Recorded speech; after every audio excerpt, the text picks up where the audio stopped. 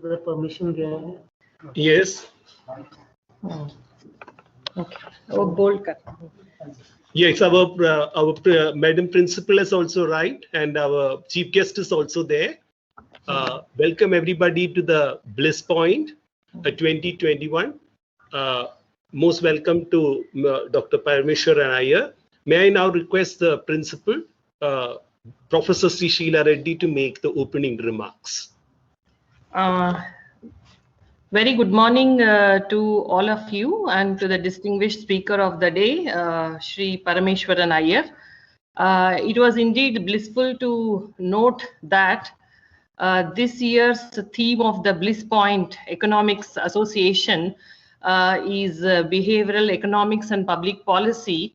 It's a topic very dear to my heart also, and the department has chosen the right person to deliberate on this topic because there could be no other better person to speak on this theme.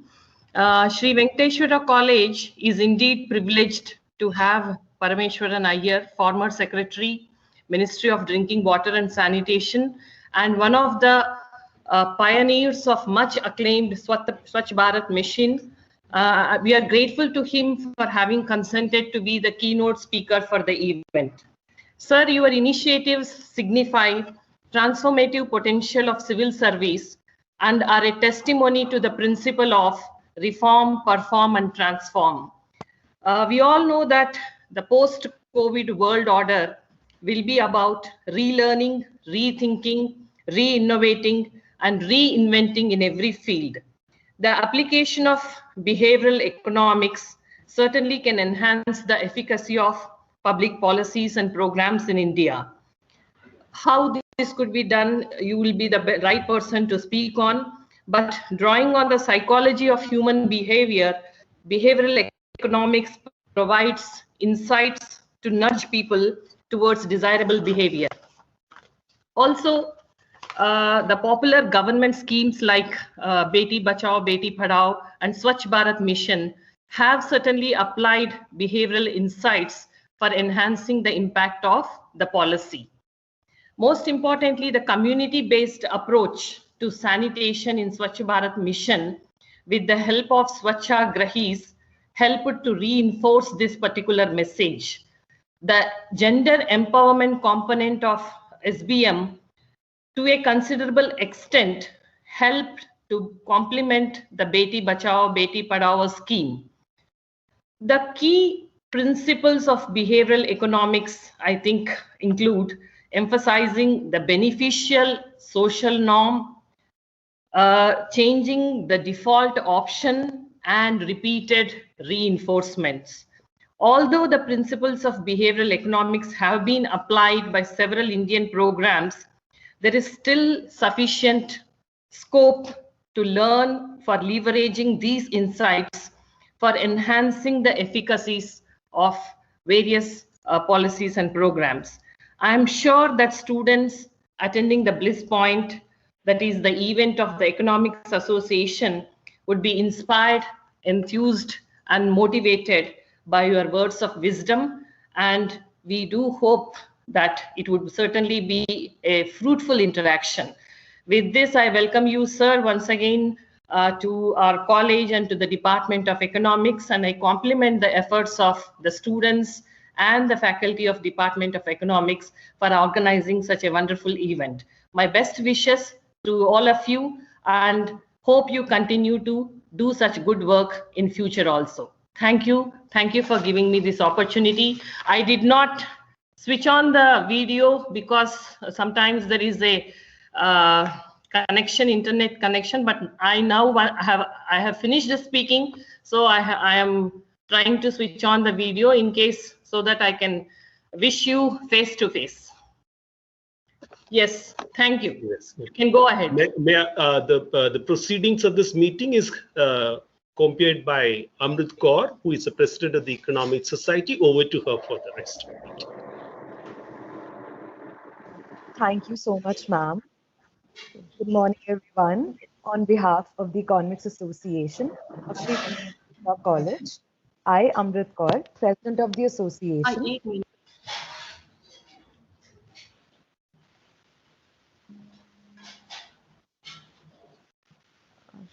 I, Amrit Kaur, President of the Association, would like to extend a warm welcome to our guests, professors, and students, and thank them for joining us this morning.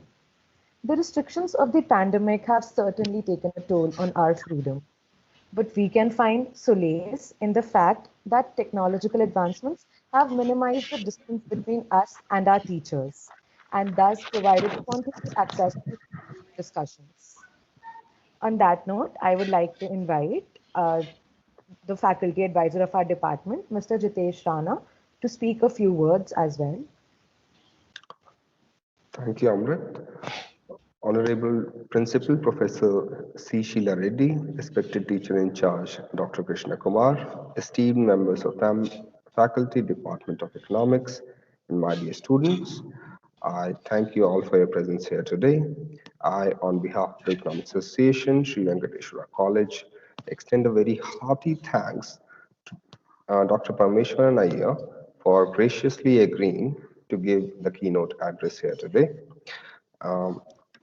So as was mentioned by Amrita as well, with the pandemic situation, we have various constraints, but we also have opportunities like in the form of our own keynote speaker here today, who is able to join us while physically being in Washington. So again, sir, I thank you for agreeing to be the speaker here today and joining us at such a late time for you. So back over to Amrit. Thank you, sir.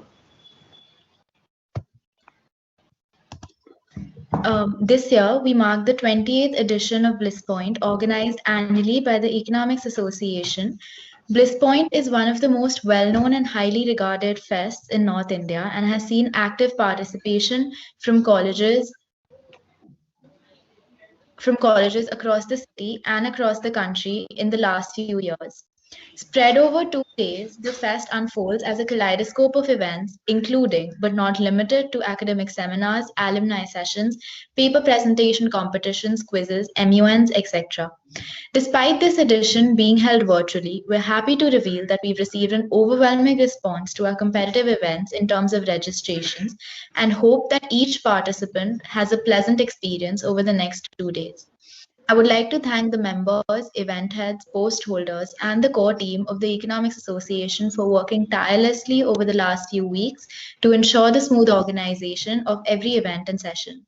As we finally commence with day one of 2021, each one of us is excited to see how the fest pans out. Moving on, we are delighted to welcome our esteemed guests, express our gratitude to them for taking out time from their busy schedule to be a part of today's seminar.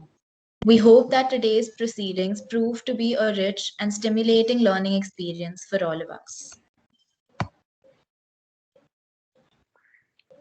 We are honored to introduce Sri Parmeswaran Iyer, former IAS officer who served as Secretary, Ministry of Drinking Water and Sanitation under the Government of India and led the country's highly successful Swachh Bharat. Mr. Iyer in the luminous of Doon School, Dehradun and St. Delhi. He took appointment from the government in 2009 to join World Bank's Global Water Program in Washington, where he projects in West Asia and South Asia. In 2016, he was invited to rejoin the government on a basis and head the Swachh Bharat initiative. Mr. Iyer led an effort to build more than 10 crore toilets across rural India with a goal to declare the entire country open defecation-free on October 2, 2019. From appointing lakhs of village-level Swachhgrahis to recruiting Bollywood star Akshay Kumar, he spearheaded a community movement-based approach to sanitation that garnered global admiration. He has a book titled Method in the Madness, Insights from My Career as an Insider, Outsider, Insider. For joining, and one of us is eager to hear your priceless reflection. Now, I would like to invite Shreepa to deliver his keynote. So over to you, sir. Thank you very much, and good morning to all of you in Delhi. It's late night in Washington, D.C. It's a privilege to be here. First, let me thank Professor Sheila Reddy, Principal, Jitesh for organizing this, the Economics Association, faculty, students, and all participants. It's a privilege to be giving you this address and talking a little bit about the Swachh Bharat mission. Let me confess at the outset that, it's even more of an honor to be talking to the Economic Association. I'm not an economist. If you read my book, you'll see I did English literature. But I learned a little bit about economics because both my wife and my daughter are PhDs in economics. So a little bit of that rubs off. And I'm going to try and give you this presentation, which will tell you the story of Swachh Bharat from a behavioral economics lens. And in fact, it fits in very well under that framework. And we'll be very happy to get your comments or questions after I finish. I'm going to talk about the program at the beginning, and then a little bit about my book, which has just been published. And I hope all of you get a chance to read it. It's been published by HarperCollins. And as was just mentioned, it's called Method in the Madness. And it's an insight from my career as an insider, outsider, insider. I spent 20 years in the government, about 15 years off and on in the World Bank. But I was also the road manager and coach to my daughter, who happened to be a professional tennis player. In fact, she used to train a little down the road where you all are at the Cosmic Tennis Academy, which is, some of you might have seen, it's just off the ring road. Anyway, so let me come back to the presentation. My colleague Mahima is going to help me with this. Mahima, can you put the first slide? Can we see the presentation? Right, so just go back a bit. So I'm currently the global lead on strategic initiatives in the World Bank's Water Group. This is my third stint in the World Bank. I've been coming in and out of government and the bank, and but I used to be the secretary for 4.5 years. Next, please. So this was the challenge, when the Honorable Prime Minister made that very bold announcement from the Red Fort on 15th August 2014. I was in Vietnam with my wife. We were watching the Prime Minister's first address. I was working in the World Bank based in Hanoi. And it was incredible to hear him talking about toilets and the dignity of women and girls, and announce that a Swachh Bharat would be achieved in as short a period as 5 years by 2nd October 2019. And I remember telling my wife, I cannot believe the Prime Minister of India is talking about toilets from the Red Fort. It was a dream come true, and I need to be back in India. But I was in the World Bank, and I was very lucky. A little bit about that is in my book, how I came back, and 15 months later, I was the secretary. But this is the challenge which we all inherited when that announcement was made. We are a country of what, 1.3, 1.4 billion people. At that time, more than 550 million people in rural India defecated in the open. And that was about 60% of the world's open defecators. There were about 1 billion people in the world. And this is, leads to huge health problems apart from the indignity, the insecurity. And this was becoming a major challenge. So Sustainable Development Goal 6.2 talks of access to safe sanitation. And clearly, the Sustainable Development Goal, global goal, could not be achieved without India at 60% achieving it. As you know, we have over 600,000 villages, 700 districts, 36 states in a federal country. And the coverage you can see from the graph below was almost static. From zero at independence, it gradually went up to about 39% in 2014. So we had to go from 39 to close to 100 in a short period of 5 years. So that's the challenge which we faced. The scale was enormous. Next, please. Now, how does behavioral economics fit in here? And, I had the good fortune of Cass Sunstein. Many of you would have heard of him, the co-author of Nudge, which is all about behavioral economics. He came to India, he interacted with us, he gave us a bit of advice, and he was amazed at Nudge at scale. And some of these things I learned from him, but also from my good friend, the late Professor Val Curtis from the London School of Hygiene and Tropical Medicine, who was an expert on behavior change. And these are some of the premises that human beings are not perfectly rational, right? All of us know that. You as economics students, you know that even more. And there are psychological, emotional, cultural, and social factors which influence us.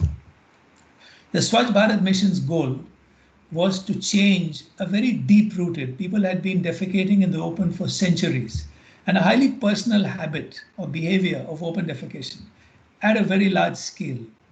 And this had never been attempted anywhere in the history of the world at such a scale. So it was a gargantuan challenge, if you like. And we needed to deal with scale.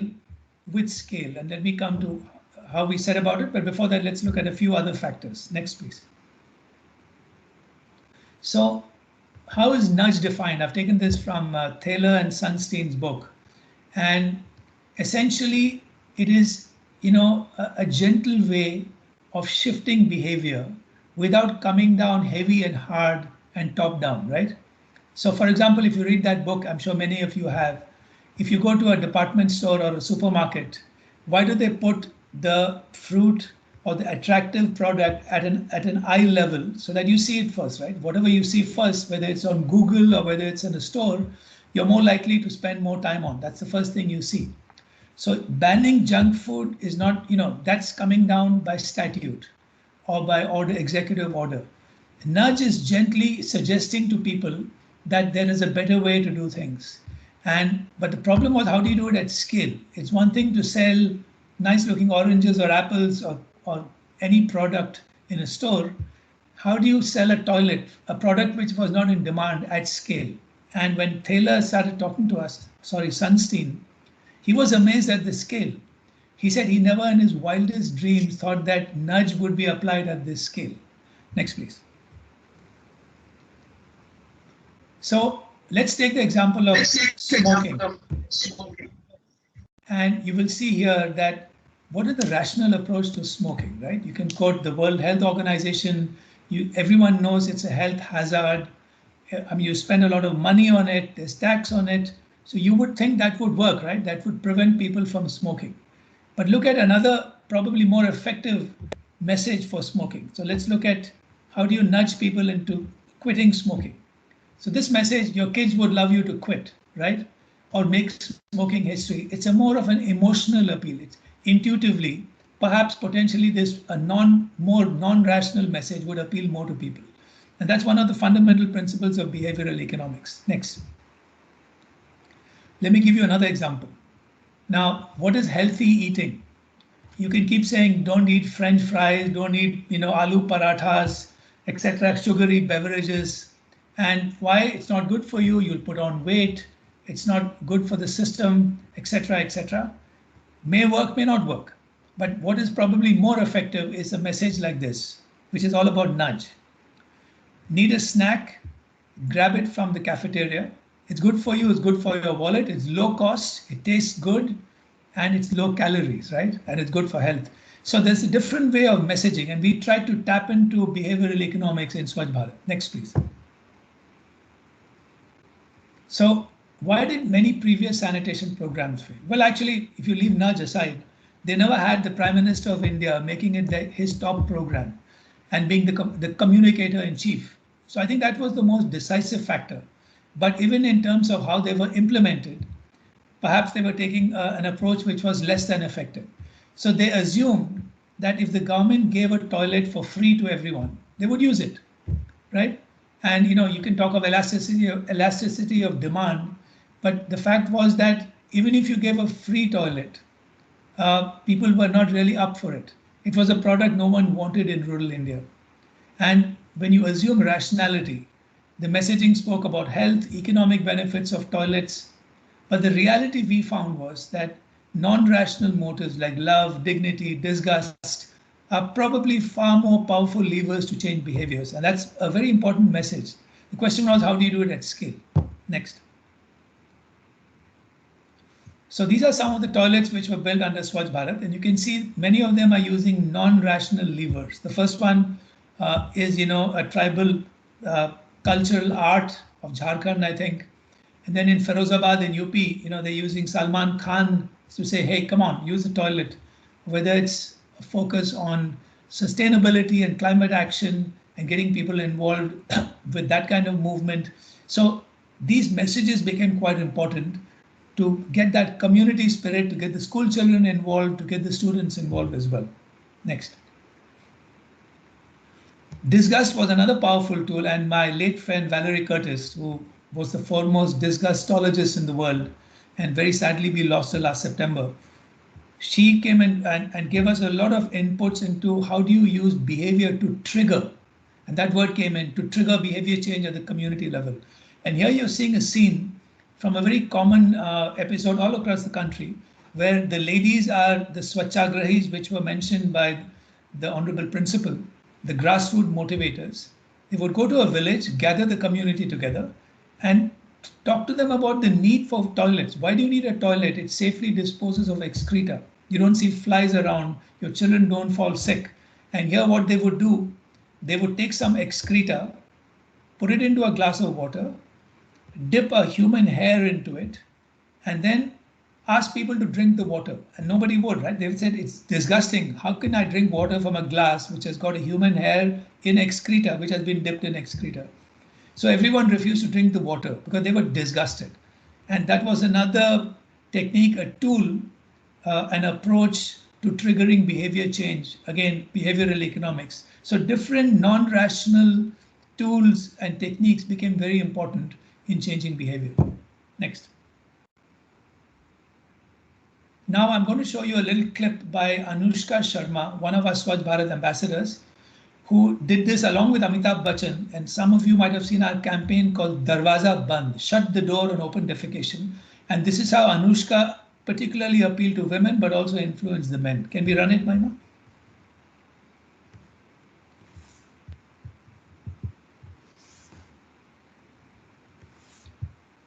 Some problem with the sound again, Maima. I think you'll have to do it.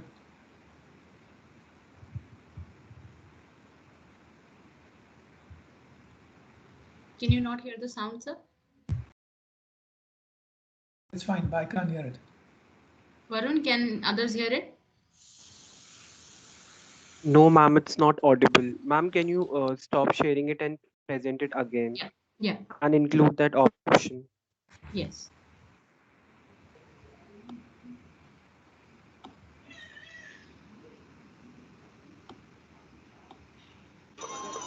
Now? सही नहीं है ये अभी भी खुले में शौच गलत है। हाँ गलत है। मिलकर आवाज उठाओगी तो गांव वालों को ये आदत बदलनी पड़ेगी। जब मिलकर बोलेगी नारी तो सुनेगी दुनिया सारी। जब मिलकर बोलेगी नारी सुनेगी दुनिया सारी। दरवाजा बंद तो बीमारी बंद। तुम अपना दिमाग लड़ाओगी, लुटे वालों को समझाओगी, शौचालय का रास्ता दिखाओगी। दरवाजा बंद तो बीमारी बंद। गांव खुले में शौच की आदत बदलेगा, फिर कोई नहीं बीमार पड़ेगा। जब दरवाजा बंद तो बीमारी बंद। आप भी शौचालय का उपयोग कीजिए और स्वच्छ बनाइए, क्योंकि दरवाजा बंद तो बीमारी बंद। Thank you, Maima. Can we move to the next slide? Okay, so and then even love. So we used to bring out a cartoon calendar every year in those 4 years I was there, with the renowned cartoonist Sudhir Dar, who used to do it for the Hindustan Times. Again, he passed away last November, a couple of years ago. You can see this cartoon where, the girl is asking the man, do you have a toilet? And so even love as a non-rational lever can be used. And in many cases, we found during the program, in many cases, households refused to have their daughter marry someone who didn't have a toilet in his house. So again, and that featured also in that movie, which I'm going to talk about a little later, Toilet Ek Prem Katha, where Akshay Kumar, a good friend, made that blockbuster movie, which helped us a lot in changing behavior. Next, please. So this is just for you to sort of take back with you. I'm not going to get into, otherwise normally I would have had an interactive session if I had been physically in Delhi in your college, and we would have had a very nice session where how many non-rational levers can you spot in this particular clip, but I'm going to run it for you. And then, if you have any questions, you can either email me or you can discuss it later. Can we run it? This is from the movie. हाँ भाभी, चलो 4:15 हो गए, सब इंतजार कर रहे हैं लोटा पार्टी में तुम्हारी वेलकम का। तुम चलो ना, मैं आती हूँ। उठो केशव, उठो। जी औरतें मुझे बुलाने क्यों आई थी? घर में टॉयलेट ना है। किस बात का बखेड़ा कर रही हो तुम? कहाँ जाऊँ मैं? अरे वहीं जहाँ सारे जा रहे हैं, चली जाओ। अरे लेकिन मेरी बात सुनो, इसमें एक शौच के लिए इतना गुस्सा? अगर पहले पता होता तो शादी ना करती। मैं खुले में शौच नहीं कर सकती केशव। तुम कुछ करो, नहीं तो मैं चली। मिस्त्री बुलाया, छत चोरी थी और कमरे में एक छोटा सा टॉयलेट बना दो। क्या कहा? छोटा सा टॉयलेट बनवा दो। अब हमारी टोपर बहू को घर में संन्यास चाहिए। ये महारानी मैं क्या आकर बैठी है एक शौच की बात लेकर? निकलनी से बारी। मर्द तो घर के पीछे बैठ जाते हैं, पर हम तो औरतें हैं, हमें तो हर चीज के लिए ज्यादा मेहनत करनी पड़ेगी, है ना? क्योंकि समझौता भी हम ही को करना है। यही तो सिखाया हमारी संस्कृति ने। पेट पकड़ के बैठो, अंधेरा होने का इंतजार करो। मर्द जो खुले में करते हैं तुम अंधेरों में करो, पर चुप रहो। मैंने तो अपनी मुसीबत का हल निकाला है, पर तुम्हें तो ये भी ना पता कि तुम मुसीबत में हो। इन्हीं लोटों में चली जाओगी एक दिन, और जीते जी इन्हीं में कैद हो।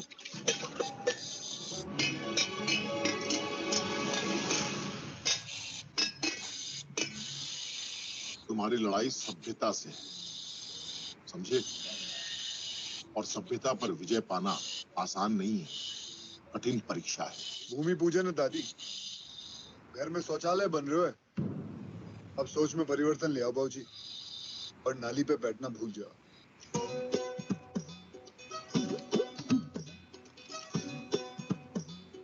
दुनिया चली मार्स पे, चांद ज़मीन पे बिखरे हो। ब्लैक एंड व्हाइट से कलर हुआ, अब 3D में सब दिख रहे हो। हजारों चढ़ गए एवरेस्ट का पहाड़, भैया धाड़ धाड़ धाड़ कर ले, अब तो टॉयलेट का जुगाड़।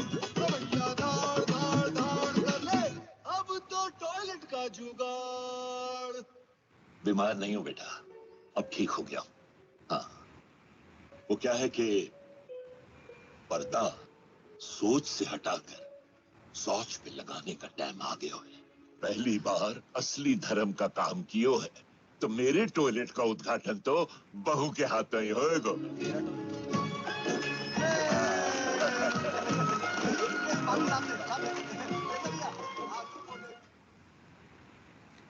Thanks. These are some very powerful scenes from the movie, and it was a huge commercial success. But actually, it was used extensively for behavior change and Ratri Chopals. It's translated into other languages in the South, and it was a very powerful tool. So if you have the time later, please go through this and see how many non-rational levers, disgust, love, pride, envy. There are many different emotions, non-rational, which have been used in this. So let me move on, and just to say that, I've spoken about how Akshay did this movie, how I associated with him, when I first met him. So you might find that interesting in the book. Coming back again now, next slide, please. Right. So in the Swachh Bharat mission, we took behavioral economics and communication to very different levels, right? So it had to be multi-level. Sorry, can we keep this slide? Yeah. So at an interpersonal level, that is at the village level, where we had a Swachagrahi or a village motivator, gathering the community and getting the Asha worker, the Sarpanch, everyone involved, nudge and triggering the interpersonal face-to-face communication became very, very important. And then at the district level, Gram Panchayat, or even at a district level, it was, the community. So, for example, Gram Panchayat, Sarpanch said, "Hamare Panchayat mein pura ODF hona chahiye," right? So it became a matter of pride. It became a matter of community wisdom. So wisdom of the group, how the community came together. as opposed to individual households. And then, of course, at a national level, we did mass media. You saw a couple of clips. It was the movie, it was Amitabh Bachchan, we got Sachin Tendulkar, we put out newspaper ads, we did, the Prime Minister did 10 events, himself addressed massive crowds, which is, he's a very charismatic speaker.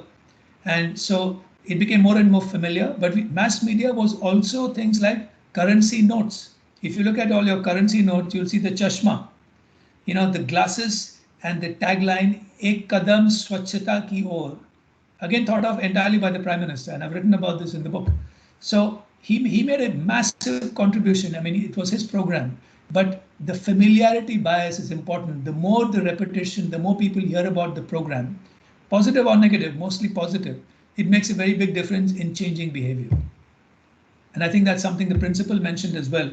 How do you do it consistently and repeatedly? I think that was a very important point. Next, please. Now, this is how interpersonal communication was done. At the village level, you can see village mapping, gather the community. And we had, 6.5 lakh Swachhagrahis. So we had boots on the ground, 2.5 lakh sarpanches. And this made a very big difference. How do you trigger feelings of disgust? We use technology. We started doing virtual classrooms. We have a Swachh Bharat app, which you can use for monitoring. It's got data of every household in rural India. And of course, the twin pit toilet technology, which was the model we were pushing, which is environmentally safe. And that the twin pit model, which was grown in India, the model was designed in India, that made a very big difference in the success of the program. Next. So at a district level, right? And we also had, by the way, young professionals. So the Tata Trust was kind enough to recruit youngsters such as yourself. So we had 550 people, graduates from all kinds of backgrounds, engineers, a couple of doctors, people who just wanted to go out and participate in a national program at the district level to be the eyes and ears of the collectors. So they helped a lot at this media at the district level. And so wall paintings, exhibitions, street plays, Gaurav Yatras when a village became open defecation free, community radio, and they really drove this under the overall leadership of the collector. So this was at the district level. Next. And then, of course, at the national level, right? You can see on the left where, I participated in an emptying of a toilet pit exercise to show it's totally safe. That's one of the twin pits which has dried up. And it was to destigmatize this whole toilet pit emptying. Everyone thinks, oh, it's something unclean. It's perfectly safe once the pit is closed. Then we used TV, radio. We had a character called Shaucha Singh, who went around talking about myths about technology, toilet technology. Then, of course, the Prime Minister's Man Ki Baat, his monthly address by radio every month, about 50 to 60% of his broadcast over his first term were focused on Swachh Bharat. So, that was really leveraging the PM's mass appeal. Darwaza Band, you saw Anushka, but it was started out by Amitabh Bachchan. Social media, Mahima, who's my colleague, played a big role in this. How we set up a Twitter handle. We went from, I think 10,000 followers to more than 500,000. It's still not enough. There's a lot of work to be done. But social media made a big difference. How we would get the celebrities to tweet, retweet. So all that made a big difference. Collectors, we would honor districts which became open defecation free. And then, of course, in the popular culture, you saw clips from Toilet Ek Prem Katha and Akshay Kumar, Amitabh Bachchan, Anushka, Bhumi Pednekar, Sachin Tendulkar. We had the entire cricket team doing our final video for us when India became open defecation free on 2nd October 2019. That's a great clip which you can see on the YouTube channel. It's got celebrities, cricketers, all of them who are kind of celebrating the achievement of the people of India because it was people's revolution. Next. So at the national level, this was a very interesting study done for us by Dalberg. The Gates Foundation did this study for us. You can see that they found that a rural Indian was exposed to the Swachh Bharat messaging, about 3,000 times. That is huge. So that means they knew about it, right? They knew the chashma, they knew the program, they knew the Prime Minister's leadership. And actually, the actual investment by the government, 4,000 crores on the media, on communication, towards the information, education, communication activities. But that was what the government, state and center spent. But this leveraged about 22,000 crores worth of communication if they were paid in the market. So this was the monetizing of all communication activities under Swachh Bharat by the study, whether it's the Prime Minister's radio address, whether it's celebrities talking about it, people understanding about the program, sarpanches. It's a very interesting study, and you take a look at it. I think it'll fit in well with the kind of work which you are all working on. Next, please. Okay, so what were the outcomes of the program? And you can see these two powerful symbols, maps of India. On the left is what it was before the program, and then before and after. So 550 million changed their behavior. More than 100 million, more than 10 crore toilets were built. More than 600,000 villages became open defecation free, so many districts. And you can see that, look, this is a dynamic process, right? There will be gaps. There were many, reports occasionally. This village is not really ODF. It's been reported to be. So we would always come down, say sure, and we would report to the states. It's a dynamic process, right? The work never stops. Milestone, it's never mission accomplished in this business or in any other business. And I've written about that in my book as well. You need to keep working at it. There will be gaps. You need to sustain the outcomes. You need to continue the communication, the incentives. And in fact, Swachh Bharat Mission Phase 2 is running now in the ongoing 5 years, which is focusing on sustaining the gains of Swachh Bharat Phase 1, but also moving into solid and liquid waste management and looking at a broader definition of Swachhata, looking at solid and liquid waste management, plastic waste management, looking at organic waste management, etc. That program is in full steam ahead, fully funded. And the Jal Jeevan mission, drinking water for all, is now under implementation. So I think it is important to sustain, and that I just wanted to emphasize that point, that at one point this happened, and now we need to make sure that the gains are sustained. Next, please. Now, these were the 4 major lessons we learned from this sanitation revolution, and I'm going to list them for you. We call them the 4 Ps. And I, in fact, edited a book about this, came out a couple of years ago, called the Swachh Bharat Revolution. It's got a foreword by the Honorable Prime Minister. Can we just run these 4 lessons, the 4 pillars? So the first P is political leadership, right? And this countries around the world are amazed at the leadership of the Prime Minister, because this is something which is not there in other countries. Nigeria is now running a Clean Nigeria campaign, learning from India, but they don't have that level of political leadership from the president. And this was the most fundamental factor in the success of the program, the political will and leadership of the Honorable Prime Minister. And the second is the public financing. Sanitation is a public good, right? Because it affects everybody. I have a toilet in my house. You don't have one. You defecate in the open, it's affecting me again. So it was very important to invest in sanitation. And the late Mr. Arun Jaitley was kind enough to, under the leadership of the Prime Minister, was to fund this program. So more than $20 billion, about 1.2, 1.3 lakh crores were invested by center and state. And that again is a big challenge for many countries around the world. I'm now working globally on sanitation. And I see that even if there's leadership and people understand the importance of sanitation, they're not really financing it. And you can bring in a loan from the World Bank or other agencies, but it's important that the government commit funds. And that was the second P. The third was partnerships. That picture is from the Mahatma Gandhi International Sanitation Convention. We organized it in October 2018. It was the first visit of the Secretary General of the United Nations, Antonio Guterres. You can see him with the Honorable Prime Minister there in Rashtrapati Bhavan just before the main function started.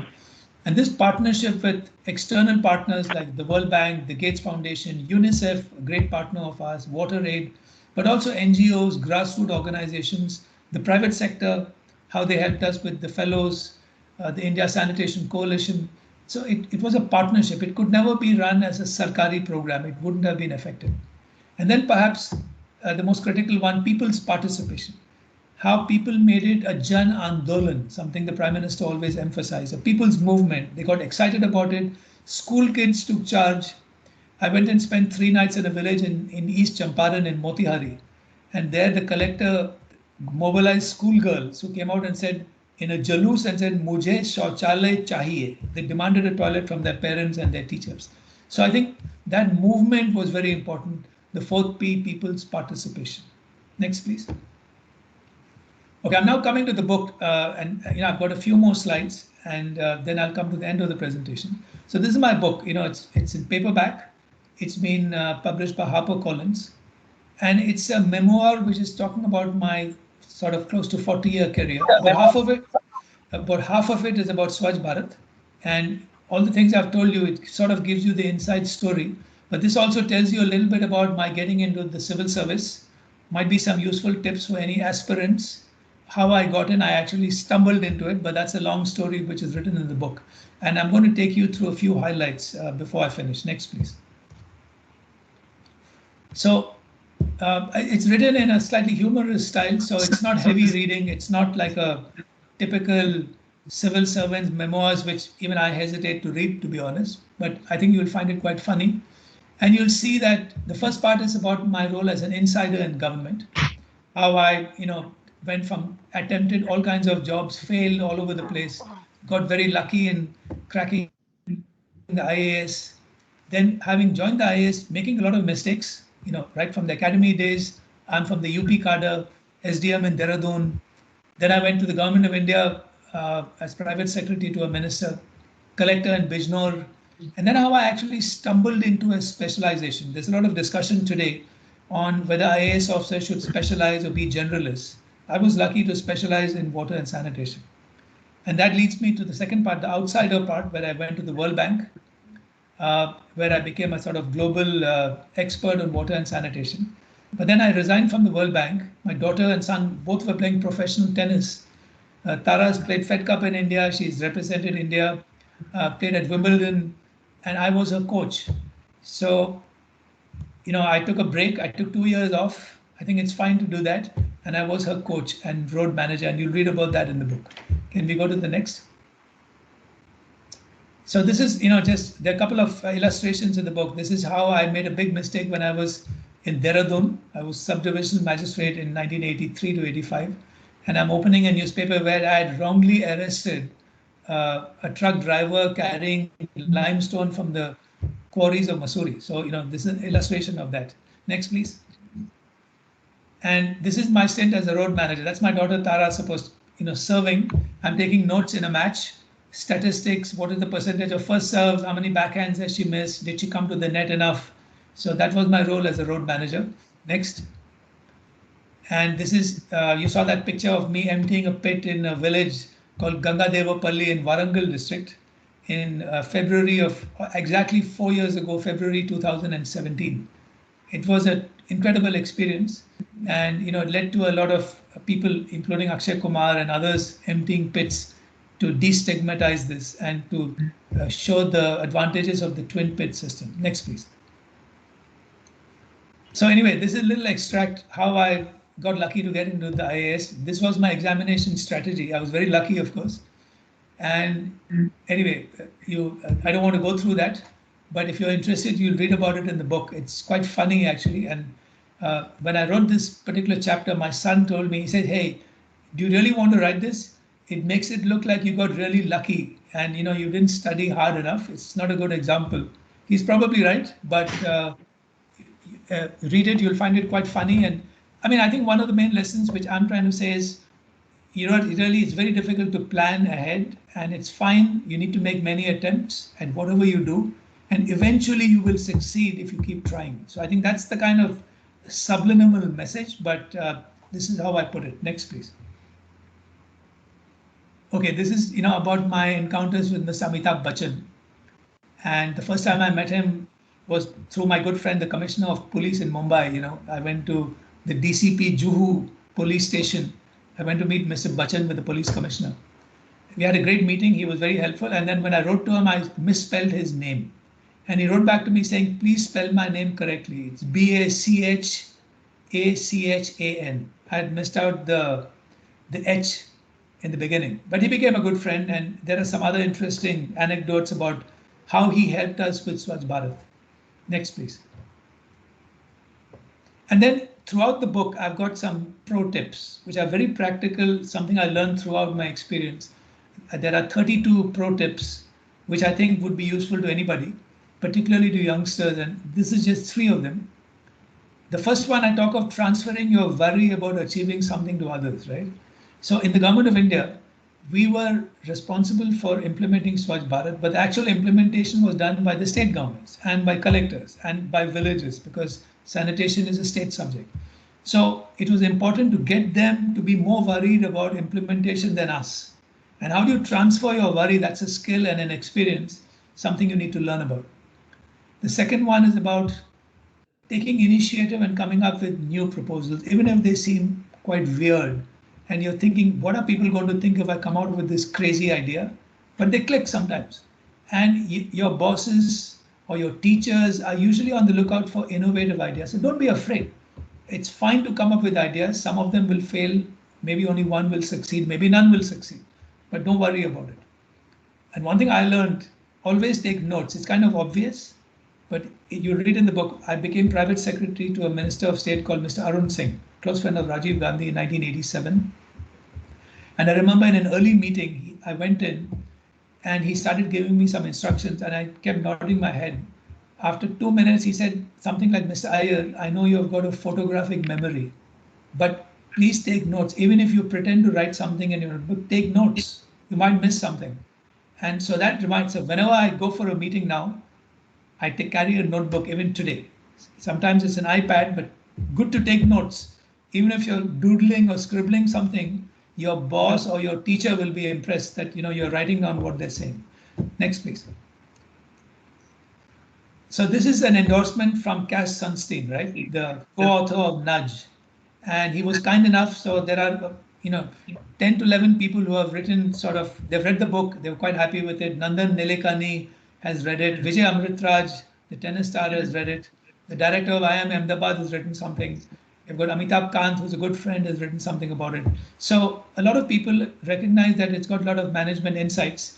Cass, of course, was more interested in how we did nudge at scale. So he liked the book a lot, and he wrote this as an endorsement. Next, please. So that's my last slide. You can get it on Amazon if you want. It's available in bookstores. It's I don't know, it's 499 rupees. I think I told them to make it a little cheaper.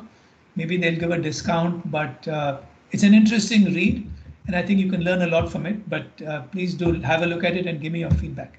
So let me stop here, and I'd welcome any comments or suggestions from anyone. Otherwise, thank you for listening to me patiently. Thank you.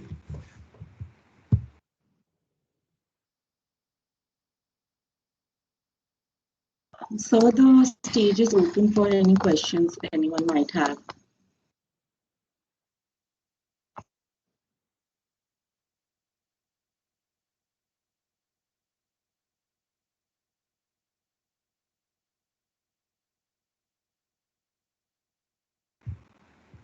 I think looks like it might be too early in the morning for questions. Okay, sir. Like if anyone still has any questions, you can post in the chat box.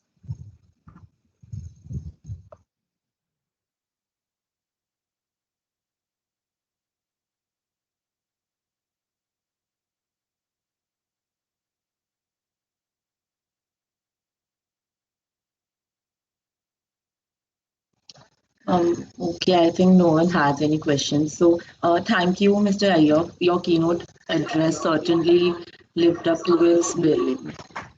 Music is the strongest form of magic. So here we have a magic-filled musical performance by Smriti Singh of Economics Honours 3rd year.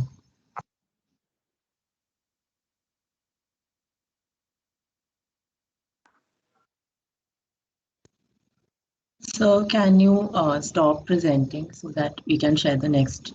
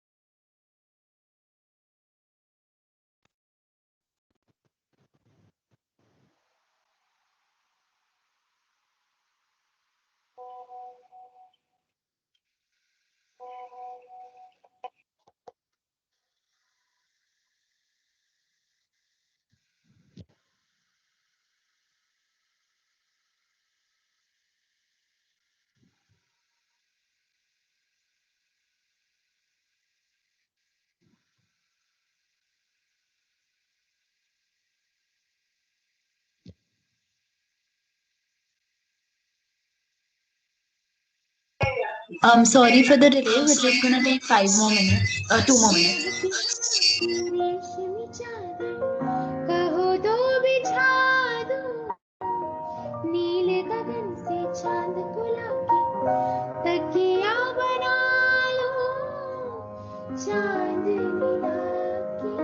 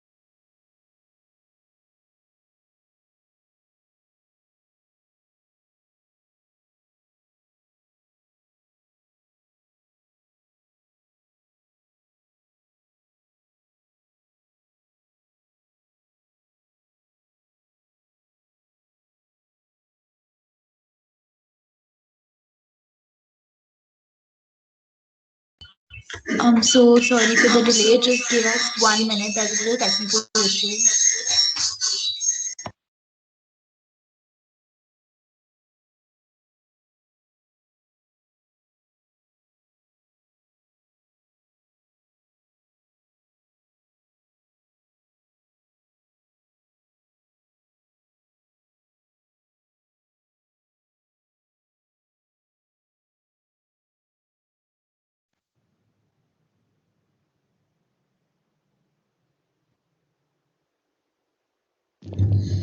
महकी हवा की रेशमी चादर कहो दो बिछा दो नीले गगन से चांद को लाके तकिया बना लो चांदनी लाके तुमको उठा के मैं गुनगुनाऊं गीत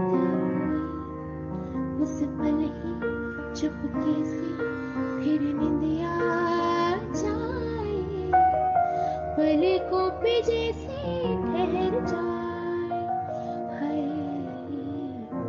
मीठी मीठी नींदिया आहिस्ता आहिस्ता आहिस्ता आहिस्ता निंदिया तू इन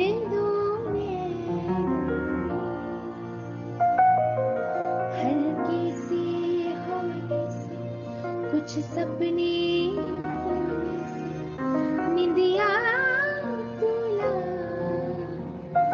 इन दो हाय बहे सोई सोई जैसे सारी हवाएं समा भी है सोया सोया सा निंदिया रे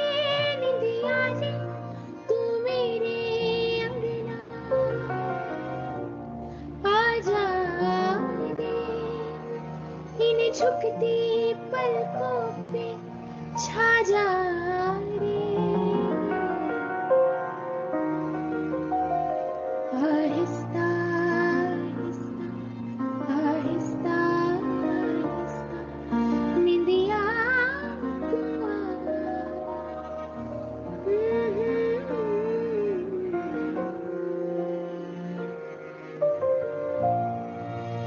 मुलायम मुलायम सी नीली नीली रात है थपकती है इस दिल को यादें कई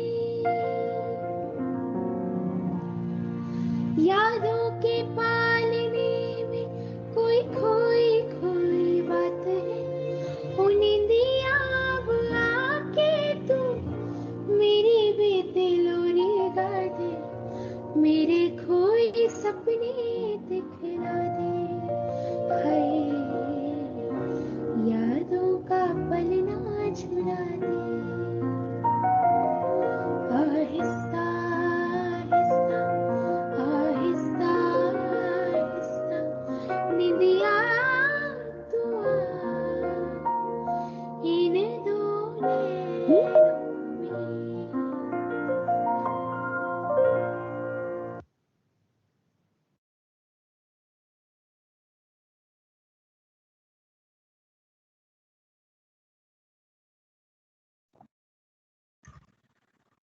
Now, I would like to welcome Professor Sanjay Bakshi, an ace investor and an academician par excellence. Professor Bakshi is one of the best minds in India in the fields of value management and behavioral finance.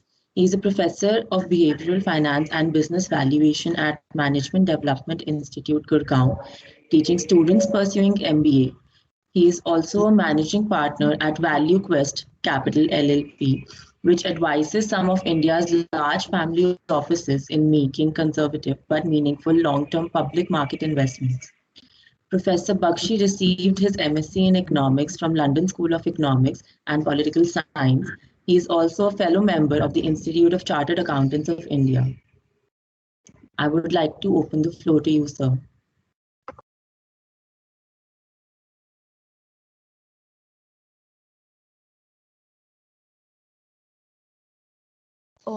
Sir, please unmute yourself. You are muted.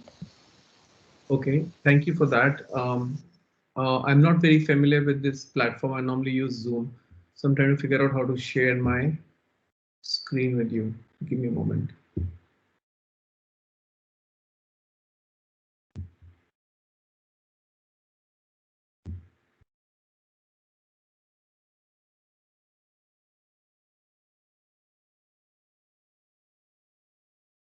Could anybody guide me on this? How do I share my screen? Open. Click to mute, unmute. Sir, you will be seeing a arrow inside a rectangle just next to the unmute button. I've done that. It will open a browser in the end, and then you have to share the particular screen you want. It has not opened any browser. It has just got a black.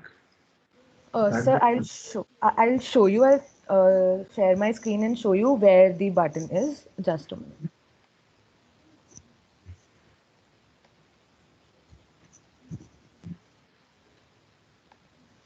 Sir, you can see this particular rectangle there. Through here, Yes. you can share the screen.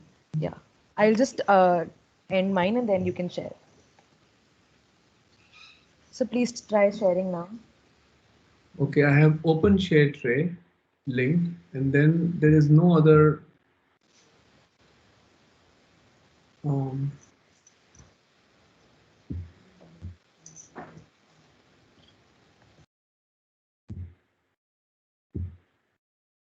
Do you see anything? Not yet, sir. Okay. Right. So what I see here is the chat, the Microsoft Teams window, and I've clicked on the open share tray button. When I click on that, there is a lower part of the screen which is completely black, and that's it. There is nothing else over there. Sir, I guess there is some network issue then from your side, because it's here from where I showed you. The screen is to be presented from there only. If you can send the PPT to us, we can share it for you. How do I do that? So please share the PPT with Ashmita. She'll do that for you. All right.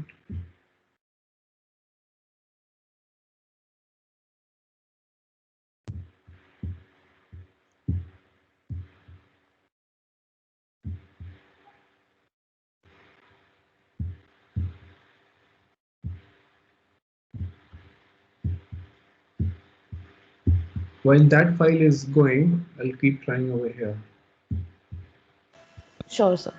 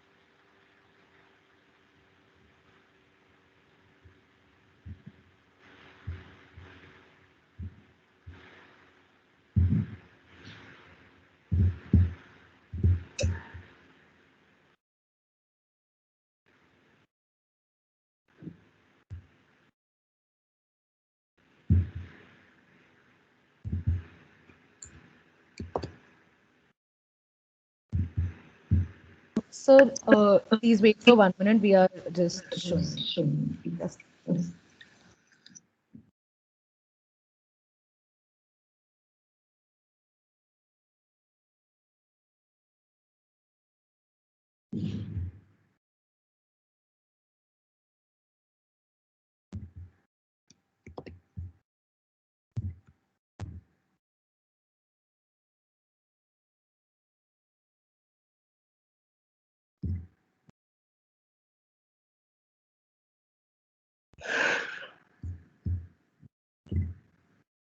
I put I've converted my keynote presentation in Apple into PowerPoint, and I have put it in Dropbox, and I send the link.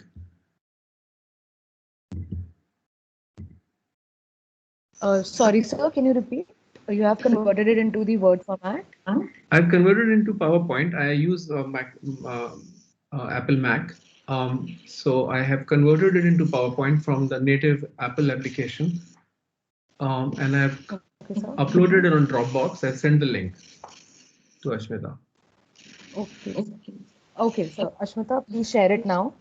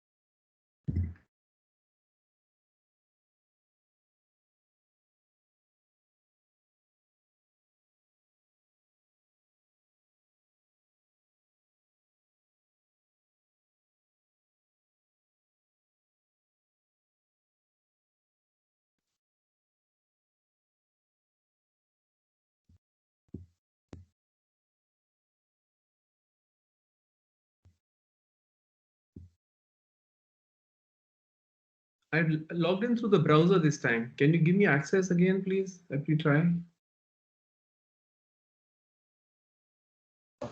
Sir, one of our association member is sharing for you, though. I'll give you the access to. Just give me access one more time before I can try the other option, which is the link at your end. Let me try, because I'm now logged in through the browser instead of the app. Yes, sir.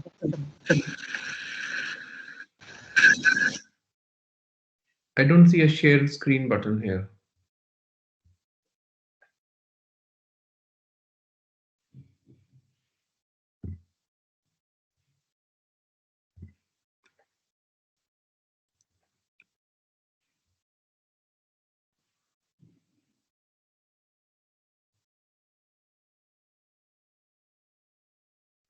Sir, the access is already given to you, sir. but I don't see the button. The button which says share screen doesn't even show on my browser here. Do I have controls? Yes, sir, you have the control, sir. Signed in the way I'm signed in right now? Just double check, please, Yes, because sir. Yes, sir. It shows that you have the control. Yes, sir. I don't see the share screen button at all. So just a minute again.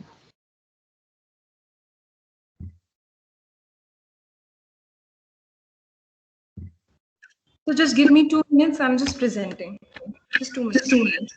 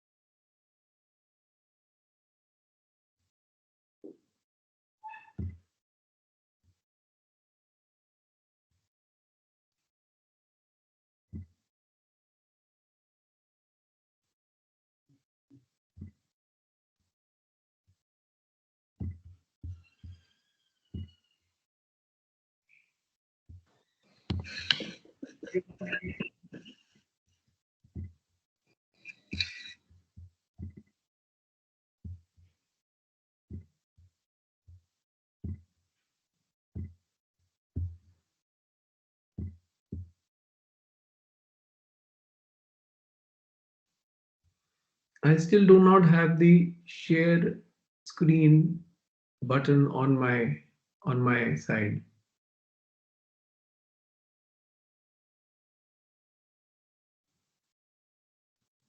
Sir, from our side, we have given the access to you.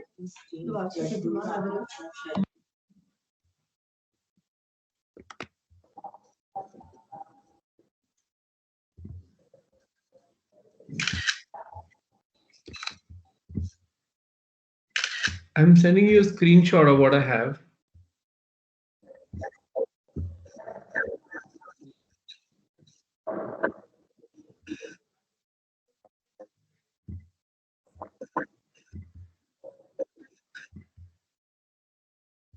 Screen visible?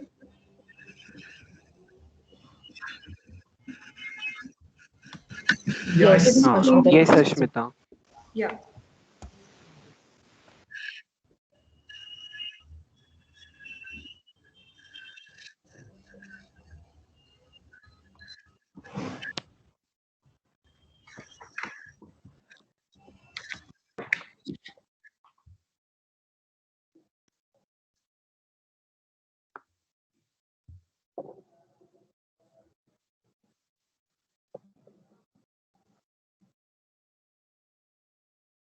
Professor Bakshi, can you please go ahead with this then? Should I begin? Yes, sir. Okay. Thank you, and apologies for this technical glitch. I don't know why it's happening. Thank you for inviting me today and to address you on a very interesting topic, which is behavioral economics and public policy. So a little background about me. I'm a professional investor. My day job is to invest capital, that of my clients and my own capital. I'm also a professor at MDI Gurugram, where I teach behavioral finance and business valuation to MBA students. So basically, I wear two hats, but there is a huge overlap between these two hats that I wear, between my day job of being a professional investor and my passion to be a teacher. That's because I teach what I practice and I practice what I teach. And I've been doing this for like 25 years now. And if there is one thing that I've learned in these 25 years, it is this, that social psychology completes economics, and sort of economics is incomplete without psychology. Now, the problem is that economics, as it is taught traditionally, sort of assumes that humans are very rational people. They make good judgments.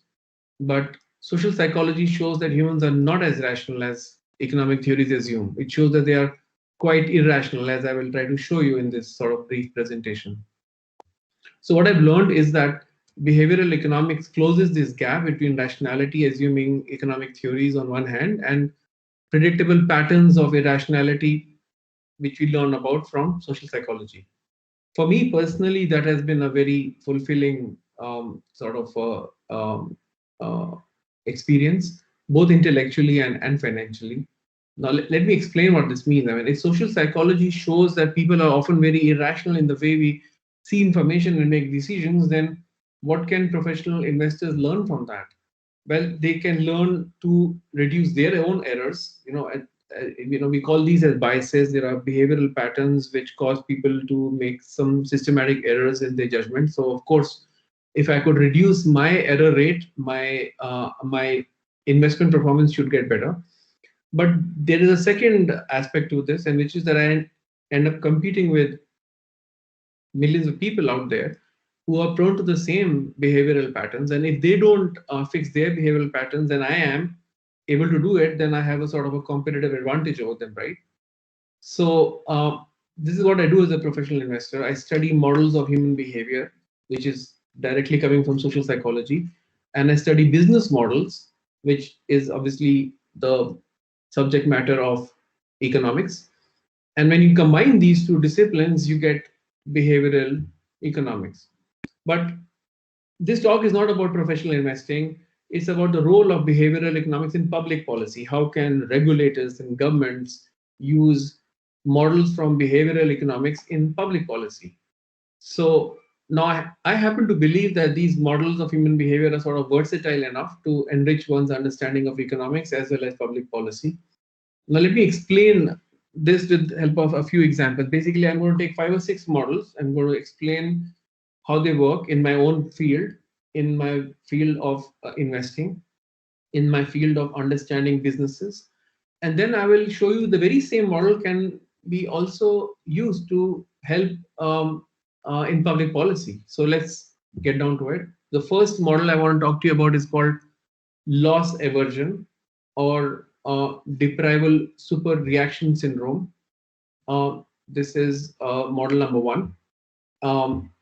Now I give you a choice. I don't think we can do this interactively, but when I show this example in class, if you look at the choices that I'm presenting, you have an 85% chance of winning $100, which is what we call as a gamble, which means that there's a 15% chance that you will win nothing.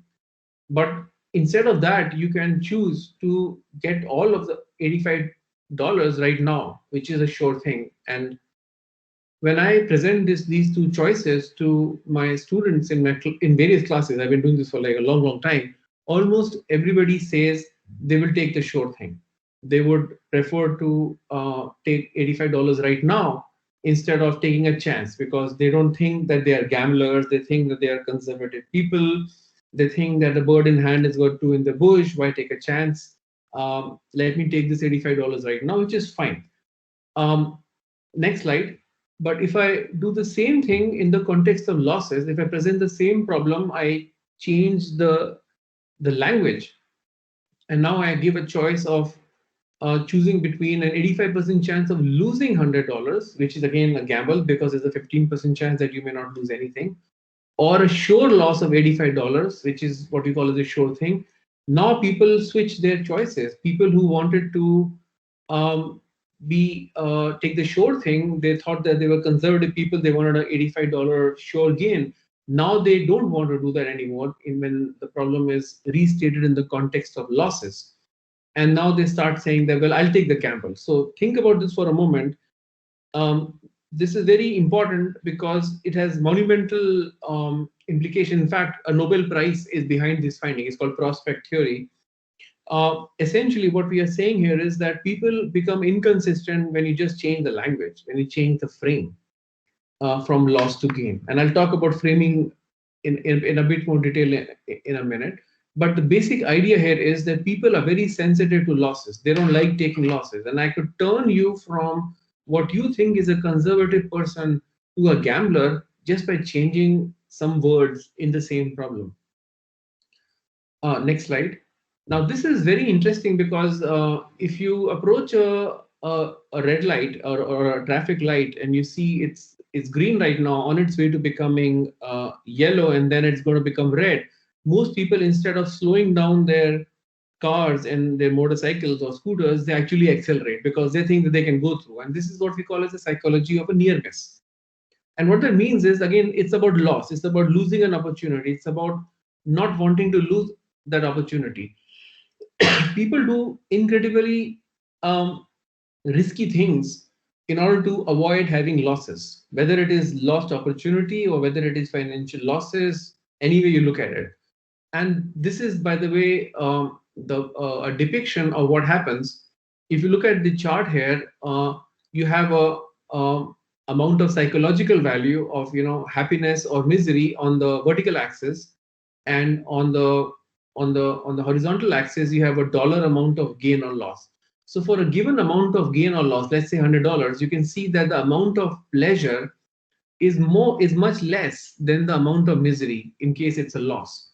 And this is exactly what we find through multiple experimentation, that people are oversensitive to losses. Now, this is the model. It's got huge implications in the field of investing and businesses.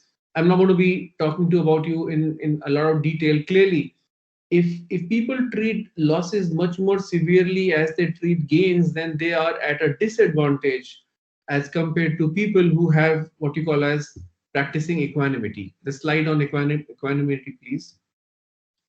So it's very important to treat losses and gains as if they were just the same. And people don't do that. For example, there are many companies who don't want to experience failure at all. So they don't want to take a chance on doing something out of the box. They don't want to get into innovation. They don't want to do R&D. And of course, if you don't do that, then you're going to become redundant in a matter of time, because there are other players in the same industry who are investing in R&D. So if you don't want to experiment, you have to understand that if you experiment, many experiments are going to fail. Only some of them are going to succeed, right? But loss aversion makes people not wanting to even do the experiment in the first place. And I can go on and on, but the point is that there are huge implications of this in the world of investing and in the world of business. People who have equanimity, they have they sort of get a competitive advantage over their peers who don't have that. And this is critical because it shows that how this kind of a tendency drives human behavior. Can we have this slide on scarcity drives human behavior? Yeah. In this, if you see the right one, there is 10. If you click on that, it would have become 9, 8, 7. It's really a countdown. Basically, this is what it's like, right? In scarcity, what happens is that the opportunity is going to be slipping away from your hands. The time is going to end. The bell is about to ring. The hammer is about to fall. Think auctions. The sale is about to end. I mean, there are all sorts of triggers, mental triggers that are created that drive this behavior, because it's about an opportunity that you might lose and make people do things that they shouldn't be doing. And in the field of investing in business, if you have that tendency, you're going to end up having huge losses. Now, I showed you, next slide, I showed you that framing is a very important aspect here. Framing is if you go back to the original problem, I showed you that if I presented the problem to you in the context of gains, when I framed it in the context of gains, I typically get one response. But if I change the frame to a loss frame from a gain frame, the response is completely changed. I could change people from what they think are conservative people into gamblers just by changing the frame. So framing is a very integral part of behavioral economics. How you frame a problem, even if it's an identical problem, can have a very dramatic effect on how people respond. By the way, this is not what economic theory predicts. Economic theory predicts that people will be able to give consistent choices for the same problems. Framing will not make a difference. Changing the language should not make a difference. If the problem is the same, people will give the same answer regardless. But that is not what really happens. This is what social psychology teaches us.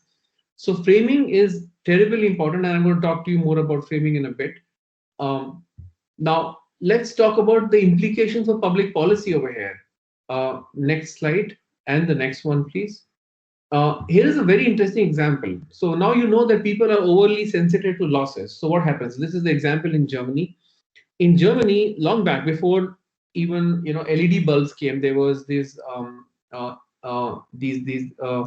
there are these LED bulbs which have come out, which are much more efficient, energy efficient. CFL bulbs, sorry, LEDs are recent innovation, but prior to that we had CFLs.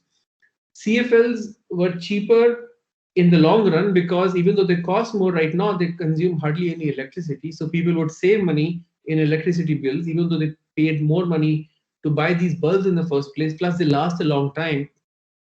So the economics are very clear, but people were not switching from regular bulbs to CFLs. So in this German town, what they did was they did an experiment. They divided the population into two parts.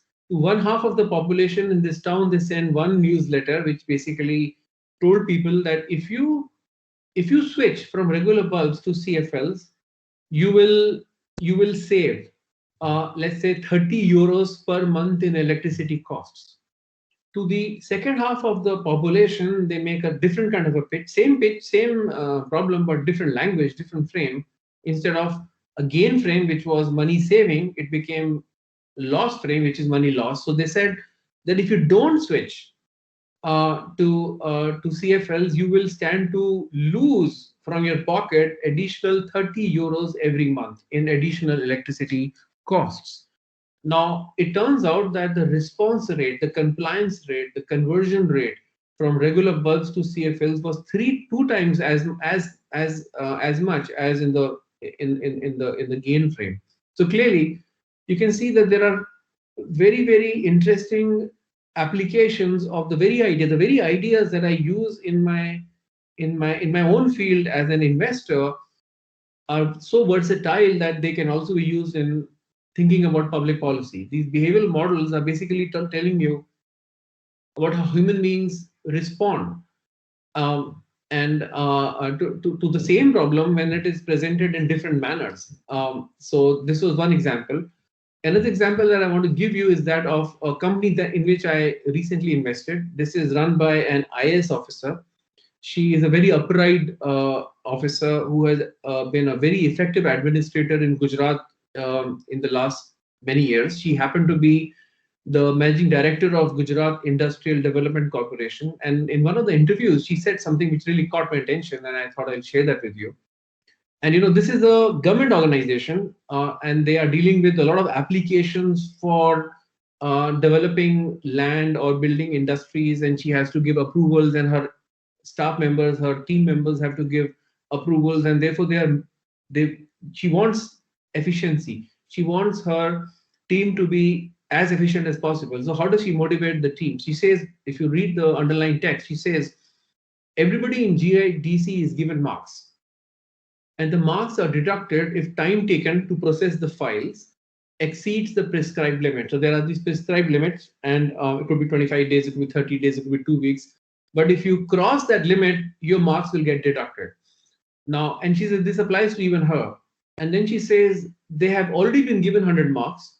Nobody wants to lose marks. So instead of judging them, I put trust in them. I'm putting trust in them and saying, you're worth 100, now prove your worth. Now, this is very fascinating. I found it very, very interesting because it shows that this lady, Mrs. Thara, she is very, very astute, psychologically astute. She knows how to motivate people because she knows I'm giving you 100 marks. And if you want to maintain these marks, you have to achieve certain things. And if you don't, then these marks will get deducted. And people don't like losing marks. People don't like losing anything for that matter. And therefore, they become extraordinarily careful in how they think about efficiency. And that's, I think, very, very interesting. So public policy can learn a lot from these behavioral models. Loss aversion is just one of them. Another very interesting example, the next slide, please, talks about quitting smoking. Now, in this wonderful experiment that was done in Philippines, it basically provided smokers with a saving account. The government said, we're going to put money in an account. It's in your name. You can't withdraw the money right now, but you can watch the money grow over the next 6 months. At the end of 6 months, we'll do a urine test for nicotine. If you pass, you get to keep the money. If you fail, this money goes to charity. And obviously, people don't want to see that money go away. It's been taken away from them. It's the same logic, right?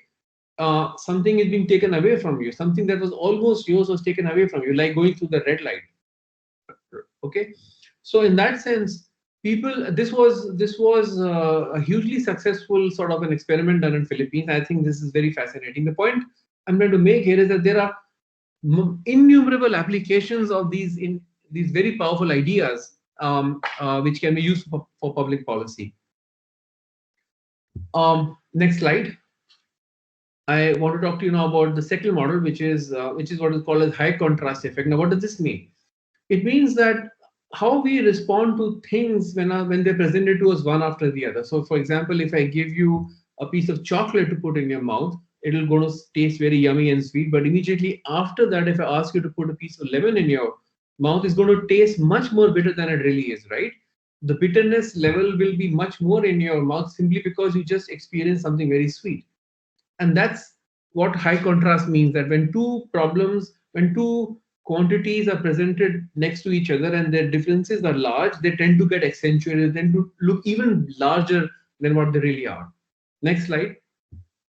So in my class, I do another thought experiment with students. I ask them that imagine that they are going to a store to buy a lamp, and it's an expensive lamp, but they have the money to buy it, and they've been wanting to buy it for a while. And it costs 10,000 bucks. But before they're about to buy this lamp, they are told that, you can buy the same lamp in another store, which is 10 minutes away, which they are closing down, and there's a sale on over there. And you can buy it for 9,000 bucks, 1,000 rupee saving on a 10,000 rupee lamp. And when I asked my students, how many of you would want to walk 10 minutes to save 1,000 bucks on a 10,000 rupee lamp? Everybody raises their hands, right? Almost everybody raises their hands because it's a huge saving, right? And then I asked the same students the same problem with a different frame. Instead of lamp frame, I used the car frame. I said, this time you're buying a car. No, go back to the previous slide, please. This time you're buying a car. The car costs 10 lakh rupees and you're about to buy it when you're told that you can buy the exact same car from a different showroom which they're closing down. It's just 10 minutes away. And how much cheaper you ask, you're told that you can buy it for 9,99,000 rupees. That's 1,000 rupees saving on a 10 lakh rupee car. Now, when I ask the students as to how many of you would want to walk 10 minutes to save 1,000 bucks on a 10 lakh rupee car, most people say, no, I don't want to do that. Now, this is inconsistent. Notice the problems are the same because in both the problems, the effort involved is saving 1,000 bucks. In both the problems, if you walk 10 minutes, you'll be richer by exactly 1,000 bucks. The 1,000 bucks that you save on the lamp is not going to buy you any more than 1,000 bucks that you save on the car. The effort involved is the same, 10 minutes of your time, and the outcomes are the same. You're richer by 1,000 bucks. So therefore, it's illogical for people to say they will walk 10 minutes to save 1,000 bucks on a 10,000 rupee lamp, but to say no to the proposition that would you walk 10 minutes to save 1,000 bucks on a 10 lakh rupee car. It just so happens that 1,000 rupee saving on a 10 lakh rupee car invokes the high contrast effect. The differences are very large, and therefore they look even larger. The 1,000 rupee looks so small, so tiny in relation to a 10 lakh rupee car and 1,000 rupee looks so huge in relation to a 10,000 rupee lamp, right? But this is not the point here. The point is that if you really strip down the problem to the essence of the problem is, would you walk 10 minutes to become richer by $1,000? If the answer is yes, in the lamp frame, it should also be yes in the car frame. But this is not how people behave. Most people say yes to the lamp situation, but no to the car situation, which is exactly what social psychology shows us, that people are sort of inconsistent in very systematic manner. There are these patterns of inconsistent behavior which sort of borders on irrationality. Again, next slide, please. Again, this is about framing. Next slide, please. When I talked about no, previous slide, I think there's a lag. So framing is important. If you remember earlier, I talked about framing. When you frame the problem in the context of gains, you got one response. When I frame the problem in the context of losses, I got a different response. Now I'm framing the problem in the context of a lamp, I get one response. In the context of a car, I get a different response. When I invoke the high contrast effect, when I compare 1,000 rupee saving on a 10 lakh rupee car, which is very large sum of money, and this looks like a small sum of money, this looks like a very tiny sum of money now, I'm invoking contrast effect. Next slide. Now, obviously, there are huge implications for this in the world of investing and in the world of business. The very fact that people respond to what is lying right next to what they are seeing right now has an impact on them.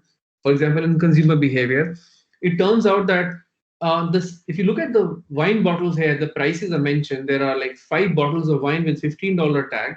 There are 2 bottles of wine with $95 tag, and there's a very expensive wine with $150 tag.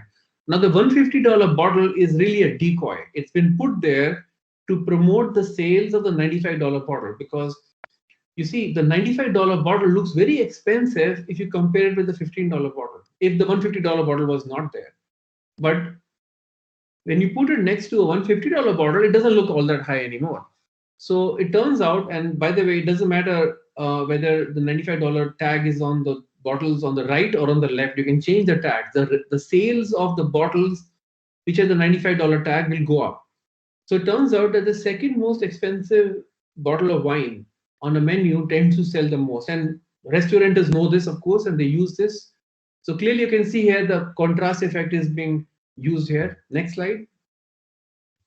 Another very interesting example is what happens when somebody goes to buy a car. Let's say somebody is buying a expensive car, a 40 lakh rupee car. Now he's decided to make the purchase. He's already told the showroom that I'm going to buy this 40 lakh rupee car. Now the salesperson will wait for him to first make the decision to buy the car and only then sell the accessories. All the margin is in the accessory, by the way. The most profit is made in the accessory, overpriced stereo system and speakers and air conditioning and upholstery and so on and so forth. So the reason why salespeople do this is because the fellow now thinks that, oh, I already spent 40 lakhs on a car and now I have to spend another 2 lakhs. Instead of regular air conditioning, I can get superior air conditioning for just an additional 1 lakh rupees. That 1 lakh rupees looks so small in relation to the 40 lakhs that somebody's already spent, or this fancier stereo system for an additional 50,000 bucks looks very small, incremental sum of money in relation to the 40 lakh that one is already committed to spend. You can see how this works, right, in the world of business and investing. And there are like umpteen examples. We don't have time for talking about that at length, but essentially, contrast effect plays a huge role in consumer behavior. They get influenced by they get influenced to buy what they're buying by comparing them with other things that are lying right next to it. In the case of wine, we saw that. In the case of car and accessories, we saw a different application. Now, what are the implications of public policy in this? There are some very interesting implications. One of them is in police force. You've probably seen that scene in movies where there is somebody who's been arrested and the police is trying to extract a confession and he's not cooperating. So they send a bad cop in who basically treats the prisoner very badly. He is very rough on the prisoner. He talks to him very roughly. He doesn't give him food. He doesn't give him any water. He probably beats him and he tries to extract a confession. But the fellow is not responding. And then the good cop comes in and the or the bad cop goes out. The good cop is actually a cop. He's already arrested him. He wants a confession. But by just being a little nice, not a lot, just being little nice, he gives him a cigarette or gives him a cup of tea or a coffee. He sits down with him and he says, "Look, the other guy is a bad guy. I am being reasonable. If you confess, you will get a lower sentence than if you hold out." And the fellow thinks, and what happens, how this plays out, right? The point is that the good cop starts looking really, really good because the prisoner has just now experienced a really bad cop. So the contrast effect is being invoked over here. Next slide. This is very interesting. So obesity is a big problem in many countries, and there have been a lot of research has gone as to how to get people to eat less and still feel satisfied. Now, one way to do that is to reduce the size of the plate. If you reduce the size of the plate, then and the quantity a little bit, it looks like almost full, right? Look at the plate on the left and the plate on the right. The plate on the left is a very large plate with a lot of food, much more than what somebody would really need. But because the food is there, people would eat it and they will overeat and they'll become obese. But when they look at the plate on the right, it's got lesser food, but it is so full. It feels so full right now, right? So the same contrast effect is playing out. Basically, this experiment was done. It shows that by reducing plate sizes by 2 inches, they were able to reduce food waste by 22%. So a lot of people will leave food on the plate because they think it's too much. I can't finish it. Now, how do you reduce that? How do you, reduce food wastage, or how do you reduce obesity? How do you get people to feel full by having lesser amount of food? Well, these are very interesting, I think, in experiments that have been conducted, which I think have a very useful application in the world of public policy. Next slide, please. My next model is about the low contrast effect. Now, remember in the high contrast effect, I said that there are two quantities which are presented next to each other, which are very large. The differences are large between them. And then because they're large, they tend to look even larger. Now I'm talking about the low contrast effect. In the low contrast effect, the differences between two pieces of quantities that are presented right next to each other are very small. Now, and you can see the image of a frog here, and this is a story really. It's a fake story, but I think the logic is very relevant here. Basically, the story is that if you put a frog in boiling hot water, it will instantly jump out and escape. But if you put a frog in lukewarm water and slowly boil it, increase the temperature by 1 degree, in 1 minute, or 3 or 4 degrees in a minute, it will slowly boil to its death. While there is no truth to this story, the frog will jump out regardless, but the human equivalent of the boiling frog is there in all of us. So what that means is that small changes will not get noticed. You may notice, for example, if you live in Delhi, during a period of a lot of construction that is going on, for example, there were, some games that were organized, and there were a lot of stadiums that were being built, or there is a lot of construction going on. If you live in the city, you don't notice the change. But if you visit the city after every 5 or 6 months, you say, my God, the city is really changing, right? So this is what contrast effect means. A low contrast effect means that you don't notice change because you're seeing incremental differences. If you see large differences, you will notice that change. Now, this is the model. Now, obviously, it has huge implications in my field, and I can go on and on. I can speak for 5 hours on this topic alone. But just to give you a couple of instances as to how this leads people astray. One example, if you see the slide, the next slide, please, you'll see how slow changes tend to get unnoticed. Next one, please. Basically, these are situations where apps on a phone have destroyed companies. Go back to the previous slide. Apps on a phone have destroyed video conferencing, GPS, digital voice recorders. Look at the prices of these things. Basically, what I'm trying to tell you is disruption. Disruption is a very serious development in the world that we live in. The world is changing very rapidly. Technology is improving very rapidly. And businesses that are relevant today may not be relevant few years on the road. But people who are in these industries, they don't notice it because they are in those industries. They are too close to the situation. They don't notice the change or the slow deterioration in the fundamentals of the business, and they miss it. Next slide. Warren Buffett, the famous investor, he says that a business should be viewed as an unfolding movie and not as a still photograph. Basically, he's saying that don't focus on what is happening right now. Think about what the business will look like 5 years, 10 years, 15 or 20 years from now. Try to visualize what the business will look like. If it's going to get worse, then maybe you should not be in that business. If it's going to get better, maybe you should be in that business. And this is obviously having an impact on the way one thinks about the world of business. For example, if a business is improving over time, you will see it showing up in the form of increasing margins, increasing returns on capital, increasing cash flows, and so many other markers of quality. But they don't show up in 1 day or 2 days. They show up over a number of years. But if you are seeing daily data, you will miss the change. You will be like the boiling frog. So you have to be very careful as an investor or as a business person as to what is really happening here. This is what Warren Buffett is telling us.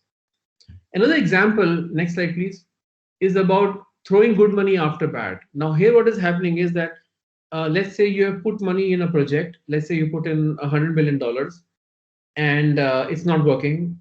Things are not working. Then you start thinking, well, if I put another $10 million and upgrade the machinery, it will work. So you put in the $10 million, but it is not working. Then you see if I put in another $2 million, it will work. The differences are small now. 2 million, 1 million, 1 million. They don't look very large, but really you're throwing good money after bad. And this happens a lot in the world of business and the world of investing. People start putting more and more money behind really bad ideas. Now, what are the policy implications for this? This model of no contrast. Next slide, please.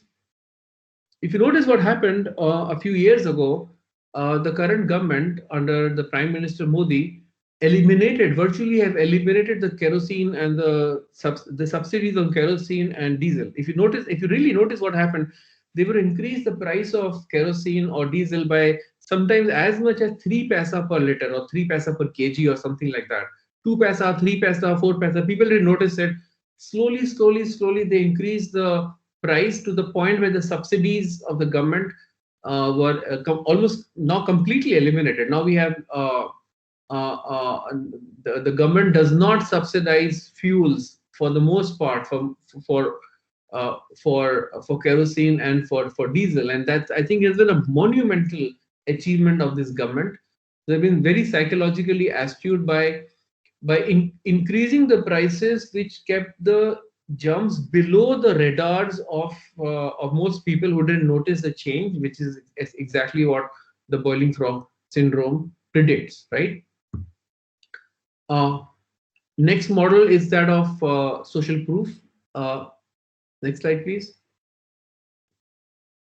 This is a very powerful model. Basically, it means in Hindi, it means bhed chal. It means herding. It means trying to. If you can play this video, it will be helpful.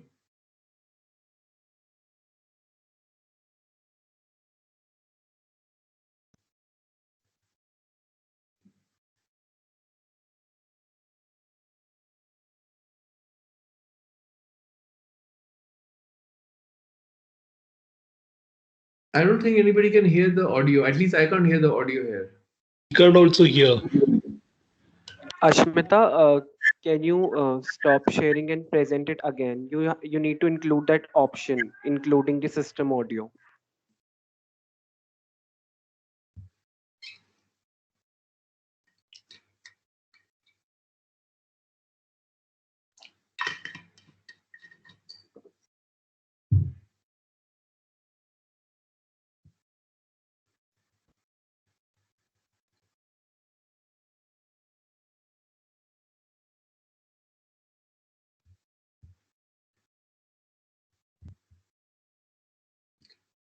Okay, while that video is played, I will. Okay, let's see.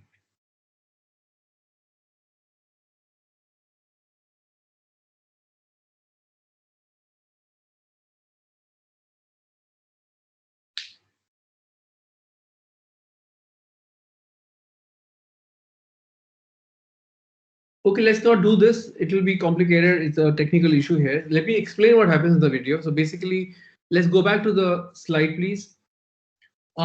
What's happening here is that what we are trying to demonstrate is a very old experiment called Solomon Asch experiment, done a long time back, has been repeated many times. Basically, people are asked to see certain lines, and there are 3 lines, and one of them is equal to a line on the left. A, B, or C. It's always B. Let's say B is equal to the line on the left. But people deliberately say it's C or it's A. And the guy on whom the experiment is being done, he looks around and he says, everybody is saying A or C. He clearly can see the line is equal to B. He changes his mind.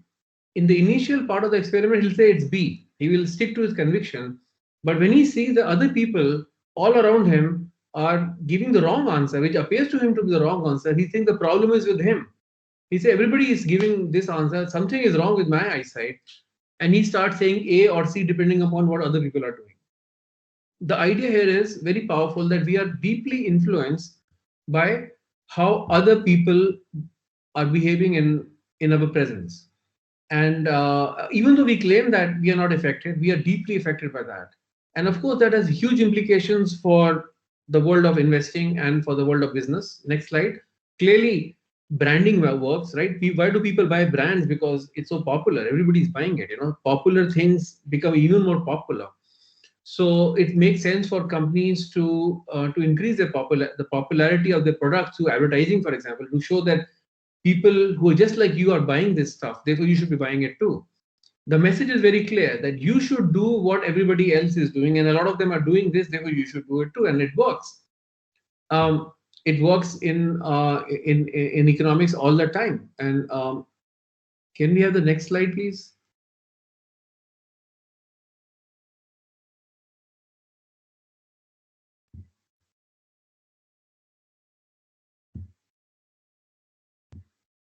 Ashmita, present it again, I guess. Your screen is stuck.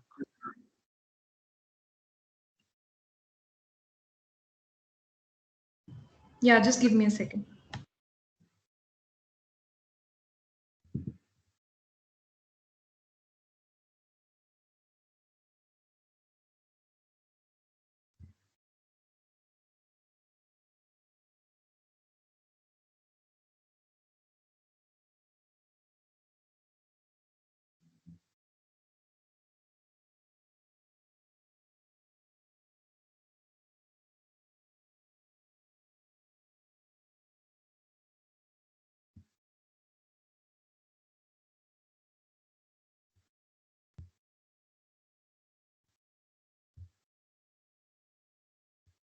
Okay. Yeah, social proof. You can go to the next slide. Social proof is a very, very powerful motivator. We are very deeply influenced, and companies know this, right? Companies know that, and for example, Amazon will show you what do customers ultimately buy after they viewed this item, or what they actually bought after they bought this item. And therefore, you want to know what other people who bought this item have also bought, because they may have common interests and so on. And this obviously has huge implications in the world of business. Social proof, companies who understand social proof and can exploit it, they can do very well in the long run. But in financial markets too, we have social proof, we have bhair-chal, we have herding tendency. Next slide, please. And there are huge disasters that happen when people blindly follow what everybody else is doing. And this has all been written about in a book that was published in, I think, 18th century by a guy called Charles Mackay. It's a very popular book. It talks about various financial bubbles. Next slide. There was a bubble called the South Sea Company, which basically price of a company is the IPO bubble, and the price of a stock of a company went up and up and up. People were buying the shares of that company. Even Isaac Newton, the great physicist, ended up losing his fortune in this company. He couldn't resist. Basically, what is happening here is, we all familiar with the term FOMO, right? Fear of missing out. Now notice what is FOMO means. One, everybody around me is getting rich. I want to be in it too. There's a party happening. I want to get into that too. And second, the loss aversion. Remember, I talked about loss aversion earlier.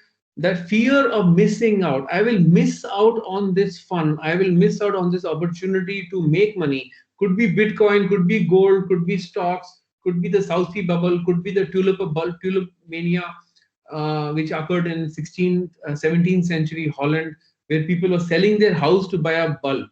of a flower because they were selling at a crazy valuation. People were buying that, and ultimately, of course, everything went to almost zero, and they lost almost everything. But when the money was being made by people around them, they could not resist the temptation to jump right in. And therefore, you can clearly see here that how important it is for people like me, professional investors, to be aware of the dangers of social proof as to what can go wrong. And next slide. There's a very interesting story of a girl called Kitty Genovese, who was murdered in New York in the presence of more than 50 or 60 witnesses. She was stabbed more than 30 times, and she got killed, and nobody came to help her. And the theory is that people didn't come to help her because people did not come to help her. Basically, the point again is social proof, which is that we don't just copy actions of people, we also copy their actions. If nobody is doing anything, you will not do anything. If everybody is doing something, you will want to do something. And obviously, this has got huge implications for public policy. Let's talk about a couple of them. So one example is, next slide, social norms. You know, in UK, for example, they found that if you put phrases like 9 out of 10 people in your area have been up to date, they pay their taxes on time. Now, when they do this, you find that tax payments, they went up by 15%. Tax collections went up by 15% because people want to, they get influenced by what is happening to by the behavior of the people around them. So this is, I think, a very interesting way of thinking about social proof. There are many others. For example, littering. If you see public park being littered, you can write that nobody litters parks in this colony. Let's say I live in a colony called Nizamuddin East, and you want to tell people that please don't litter the gardens, litter the parks. So you put signs that nobody litters parks in Nizamuddin East, and people see that. They see, you'll find that the whole colony becomes cleaner than it would have been otherwise. Because if you find even a little bit of litter, the social norm then becomes it's okay to litter. If it is okay to litter by some people, they all follow each other, and then the whole thing becomes like a garbage dump. Therefore, there are huge policy implications in public policy implications from using social proof and social validation in getting people to do what is good for the society. My next model is a model on what is called a bias from commitment and consistency. Basically, what that means is that we want to be seen as consistent with our existing commitment. We made a decision, we want to stick to the decision. We don't like changing our minds very quickly. Once we made a judgment or a decision, we don't want to change our minds. We think that we want to be consistent with our actions and beliefs, and then we justify these things.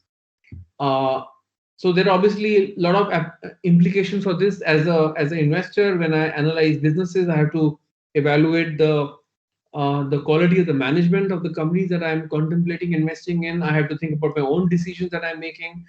And next slide, please. And the next one.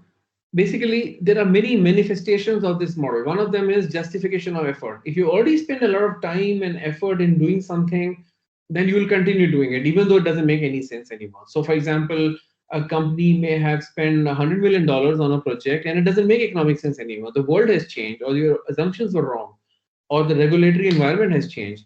They can't write it off, right? So they say, well, if we already spent 12 months doing this, we spent so much money, and therefore we should put more money to salvage whatever we can.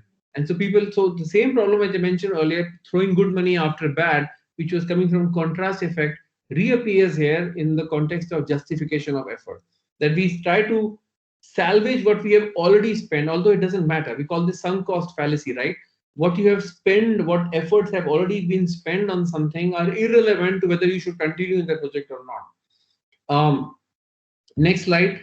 We are prone to confirmation bias, which means that we will look for information that proves us right. We don't like looking for information that could prove us wrong. So we are very biased in the way we assimilate information, the way we process information. We consciously do not want to look at things that could even remotely prove us wrong, but we'll grab any piece of information, even though it is not a very credible piece of information, that makes us look very right and smart. Next slide. we have a tendency to invent new reasons to continue with our past wrong judgments. So there's a wonderful example of a three-legged stool. Basically, there are three reasons.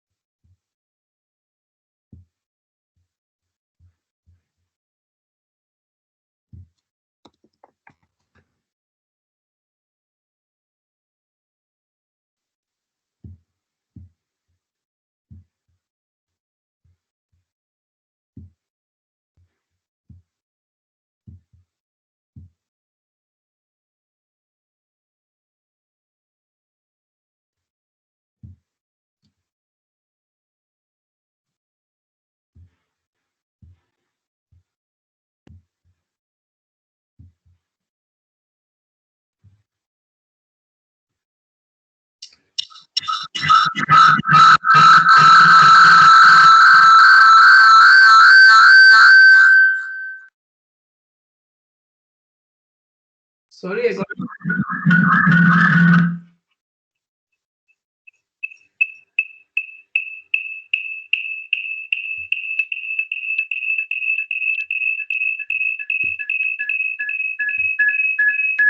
Can you hear me? I don't know why this feedback is coming.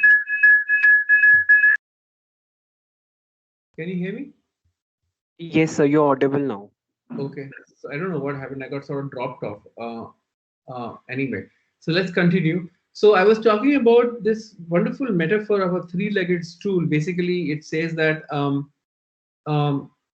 you have three reasons to do something, and you've done that thing, and now one of the reasons is no longer valid. So the one of the legs of the stool breaks, but people don't change their mind, right? They convert the stool. This magical stool will create a new leg. The stool will remain stable. It won't fall. Basically, people will not change their mind. They will find new reasons, and we see that in the world of investing and in the world of investing and in the world of business all the time. And the idea here is that next slide, we don't change our mind very rapidly. We don't want to change our mind. So there is this inertia. There is this what we call as status quo bias. We just don't like to change our mind. We want, once we have made a decision, we don't want to change those decisions anymore. Next slide. So basically, we just don't like changing our minds. And of course, this has got massive applications in the world of in the world of business. For example, many subscription-based models will have an automatic renewal of the subscription. Basically, you're trying to reduce the cognitive load. You don't want somebody to make a decision. So you ask the subscriber that give me a right to renew the subscription automatically. So you don't have to worry about making a new decision. And of course, this is huge value for businesses, right? Because most people will forget, they don't want to make these decisions, and it's been once been made. So every year the subscription will get automatically renewed. So we have that tendency of people going along with the status quo or the default option. So the default options are very powerful. So let me explain this with the help of an example. If you go to the next slide, you're seeing that right now, the organ donor slide.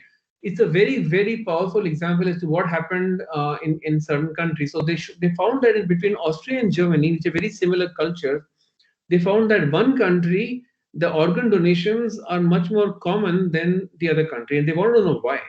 And they went and found out it's all on the form that people are supposed to fill up when they are, for example, getting a driving license. They have to fill up a form that in case there is an accident, in case you die, would you want your organs to be donated to somebody else? So in one country, you have to opt in. That means you have to opt in, and therefore the decision was on your onus. People don't like doing that. It's anyway a very distressing thing to think about your death and your organs being donated. Most people did not check that box. But in the other country, they had an opt out, that the decision was already taken. Would you want to opt out? Notice what is happening. The default option, the power of the default option. If the default option was that if you don't reply anything, you will be if something happened to you, your organs will be donated to somebody else. And of course, it's from a policy perspective, that's very, very beneficial, right? Because a lot of lives will get saved if that was to happen. they found that countries where people have to opt in to donate organs see a maximum 30% of the population registering to donate. In countries where people are automatically enrolled in the organ donation schemes and actually have to opt out if they don't want to, only about 10 to 15% bother, therefore providing a far larger pool of organ donors. So you can clearly see here that this is very, very helpful. My last model is about understanding the power of incentives. Next slide, please.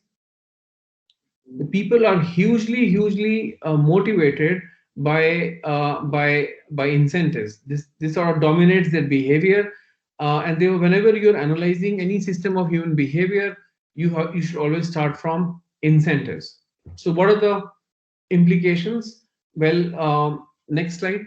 One implication is what are the incentives of the people who are running the companies in which I am contemplating investing? Do they for example, how do they sell this stuff? Do they sell it to a commission sales force or do they have their own employees?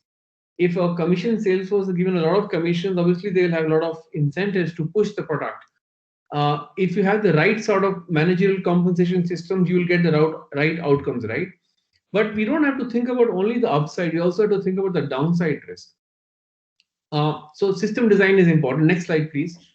We call this as the responsible system. As to, if you're trying to understand human organizations and you want to make people responsible for their decisions, then you have to have them share on not just the upside but also the downside.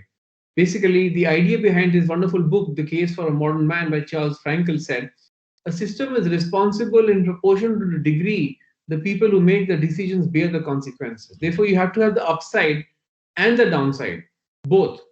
And so if you next slide, if you look at the Roman system design, they had a responsible system in Rome was that when they build an arch, when they build an arch, the person who's built this arch is supposed to stand underneath the scaffolding when the scaffolding was removed. Obviously, if he has been negligent in his work, then the arch is going to collapse and he will come under the debris and he might die. And therefore, it is what we call as a responsible system, that you have an upside that you get rewarded by doing good jobs. But if you have been negligent in your work, you must share in the downside risk also. Obviously, this makes a lot of sense. We call this skin in the game in the modern context, popularized by Nassim Taleb in his wonderful book. The next slide is a video. We will not play the video. It's an example of I will describe the video. It's an example of a person who runs a company who truly believes in the quality of his product. So he makes bulletproof glass. So he goes behind that bulletproof glass and sits down. He asks his employee to load up an AK-47 rifle and take shots on the glass while the fellow is sitting right behind the glass. A lot of bullets are fired and the bullets go on the glass and there's no penetration, and therefore nothing happens to the fellow. He comes out and say that this is the proof that I truly believe in my product. Now obviously we want, if we are investing in companies, to ensure that the people who are selling those products are actually consuming those products and they truly believe in the quality of their products. It's really an example of a skin in the game. Now, what are the implications for public policy? Many of them, for example, for these understanding the power of incentives. Next slide. Next slide. Skip the video. No, you have to go to the previous slide.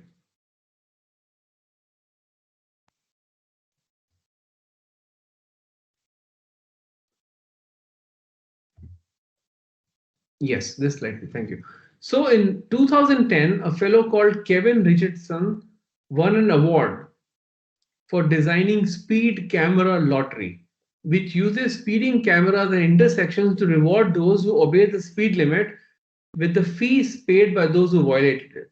So the challans that would go to would be levied on people who are clearly violating the speed limit.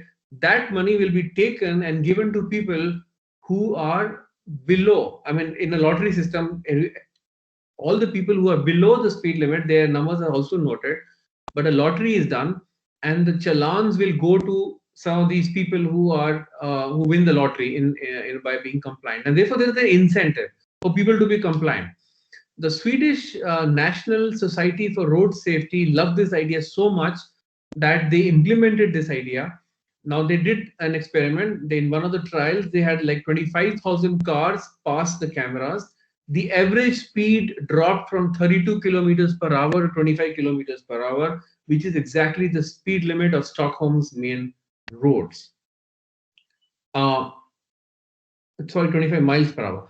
So that's interesting and fascinating. It shows that how the power of incentives can play a huge role. Now the next slide is again a video. We will not play the video because of technical issues. It's about promoting healthy behavior by having a lot of fun. You might have seen this video. It went viral a few years ago. It's about a subway station where there is an escalator where people will use that, and there's a staircase, and nobody uses the staircase because the escalator is there. But if you want to promote healthy behavior, you want people to climb the steps, especially when they don't have a lot of luggage and they are not very old people and they're not disabled or anything. They should take the stairs. They should not take the staircase. So what do? They installed on each stair a tracker, something that would trigger by the weight of a person. A person is climbing onto that. They put a piano there, basically. Every stair resembles a key on a piano. And the video beautifully shows that people are jumping up and down, and they're going up, and they want to use the staircase. Nobody is using the escalator now because they want to play music, because it's fun. And you can see here that how governments and regulators and people who are responsible for, who are trying to promote healthy behavior, can achieve these things with the help of rudimentary understanding of the power of incentives. But it's not just the power of incentives which is important. We also have to think about the power of unintended consequences. So the next slide is also a video of the importance of using seat belts. It's a beautiful video which shows as to what happens if you're wearing a seat belt, that how a crash of a car will protect you from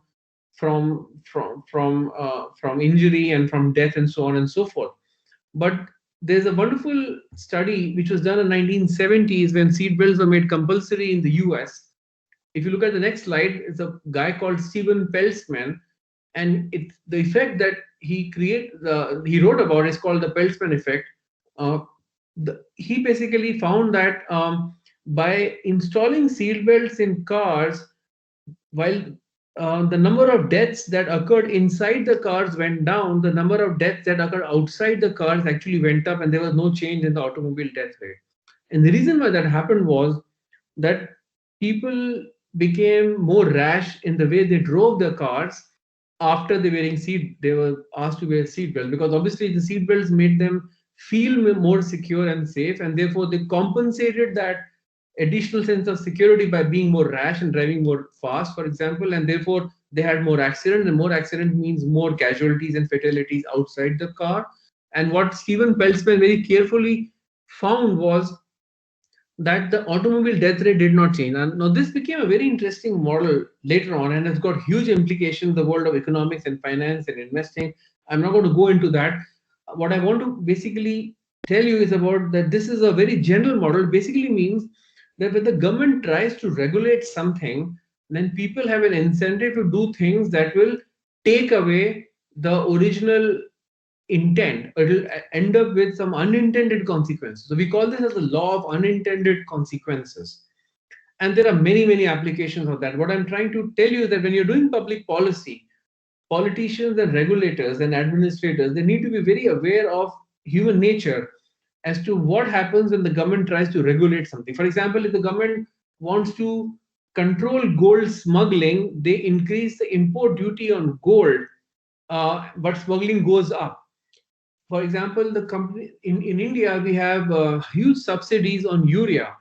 Now, urea prices, because of the subsidies that the government gives, are much lower than urea prices in Sri Lanka and urea prices in Bangladesh. Obviously, if prices of urea in Bangladesh and Sri Lanka are higher, people are going to buy cheap urea in India, and they're going to take it to Bangladesh and to Sri Lanka and to sell it over there. The differences between the prices in those two countries and the price of urea in India is so high that people will do, even if it is illegal to do it, they will do it, right? The point I'm making is that you have subsidies, you brought down the price of urea, and it's not actually helping the farmers, they're actually going out of the country, and so on. The point I'm making is that before you make a decision in public policy or in the world of business or in the world of investing, you have to ask a simple question, and then what? How will people respond to this? What will really happen? So if you look at the next example, it's about a very interesting story about the Cobra Effect. So this is way back in the British times. In Delhi, there were a lot of snakes, and the government wanted to reduce snakes in the city. So they started a bounty scheme. They told people that if you catch a snake and bring it to us, we'll give you money for that. It looked like a good idea until, to the horror of the government, they found that people are actually breeding snakes.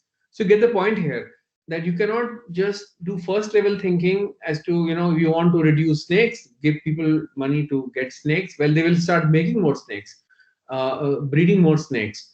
The point here is that you have to think about the consequences of consequences, the second order effect and the third order effect, which is not what most people do. And therefore, a lot of mistakes in regulation, I think, are caused because of their inability to see how people are going to respond. Next slide.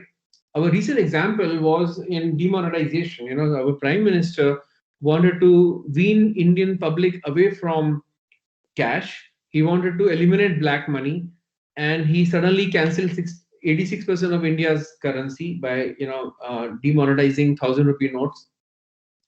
And as a consequence of that, what really happened was something that was predicted by the ex-governor of RBI, who more than almost 3 years before demonetization, which happened in November 2016, made a prediction. He basically said that demonetization is not going to work. There are ways around it. It is not that easy to flush out black money. People will find ways. What you call a jugaad. They will go to jewelers and they will take their cash and they will buy jewelry, and the jeweler will then put the money in the bank account, or they will find laborers and workers, and they will give them small sums of money to put their money in their accounts and so on. Basically, the money came in the banking system, and now today the cash in circulation is actually higher than what it was prior to demonetization, even after counting economic growth of the country. So in that sense, the original intention was to reduce the size of India's cash economy. That has not happened, really. And I think the part of the reason why that has not happened is because I think the regulators did not pay too much attention as to how people are going to respond to this regulatory move that the government was making, and which is the same application as that of the Peltzman effect.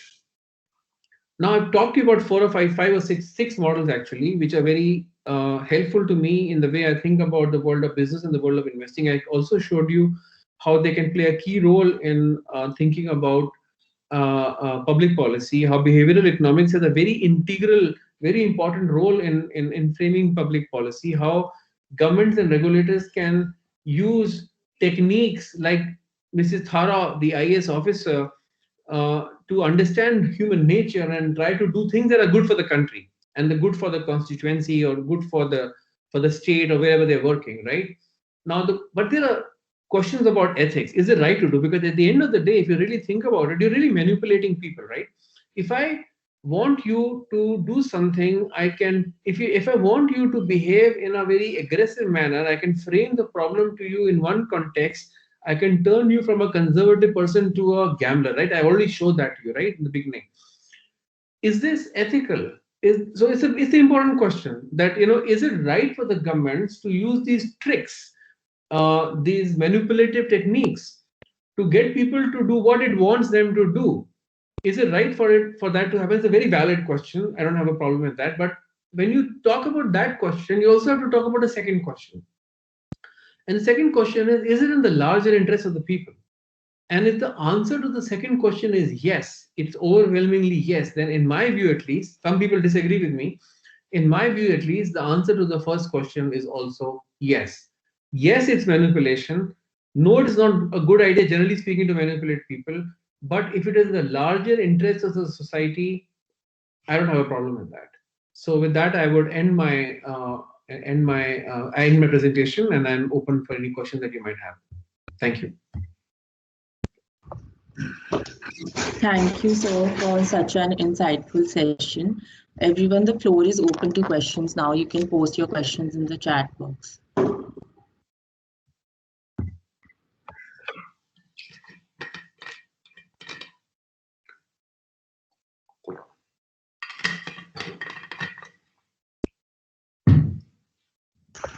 You can also unmute yourself and ask your questions.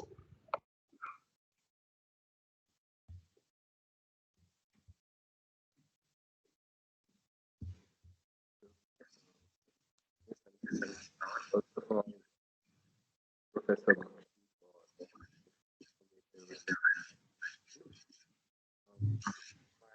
question is basically.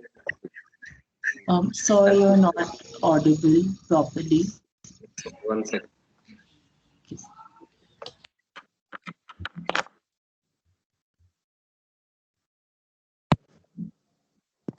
Yeah, I hope it's better now. It is. Yes, yes. Okay, so again, I'll just start with thanking Professor Bakshi for such an informative and insightful session. I just wanted to ask if Professor Bakshi can illustrate one example in the present scenario in which one or more of these principles that you talked about can be used. So it might be, yeah, if you could do that. Which one? I mean, there's so many of them. I mean, you can pick any of them. So, Okay, so I'll pick one for you then. So let's say we are experiencing this Bitcoin bubble during the pandemic, and I just saw today there was a news article in Mint wherein it mentioned that there's a sharp drop recently in the Bitcoin prices. So do we see any such bubble occurring in the Indian financial markets as well? we are actually seeing it. We are seeing it in some of the IPO companies which are doing IPOs and coming to market, and they're selling at valuations which are extreme, at least as compared to other companies in the same industry which are much more profitable. So, and by the way, this is nothing unusual. It happens all the time. Bubbles are a part of capitalism. And I don't want to ban bubbles. It's not possible because human nature is what causes bubbles, right? It's the it's the ability, is the willingness of people to go to extremes which causes bubbles. Then of course bubbles burst, and then it goes to the other extreme, and therefore you will have periods of euphoria followed by periods of hysteria. If you go back in March 2020, only a few months ago, we saw that the world was supposedly going to come to an end, and the world financial markets around the world had collapsed, and people said the world is about to come to an end, and they all wanted to sell and get out, and people, there was herding, there was social proof, and everybody wanted to get out. But we see what has happened in financial markets subsequently. So pandemic has been actually quite good for financial markets, right? People who actually did not fall for social proof, people who actually thought through carefully and said, well, the demand for this product is not going to be eliminated, the company is strong, there are other players in the industry which are going to die because they can't operate at this level. They have higher cost structure. They have leverage on the balance sheet. So net, many companies are actually much better today than they were only a few months ago because many of the competitors have died. So they are now fewer players in the same industry. Number two, even though they suffered, but that was very temporary.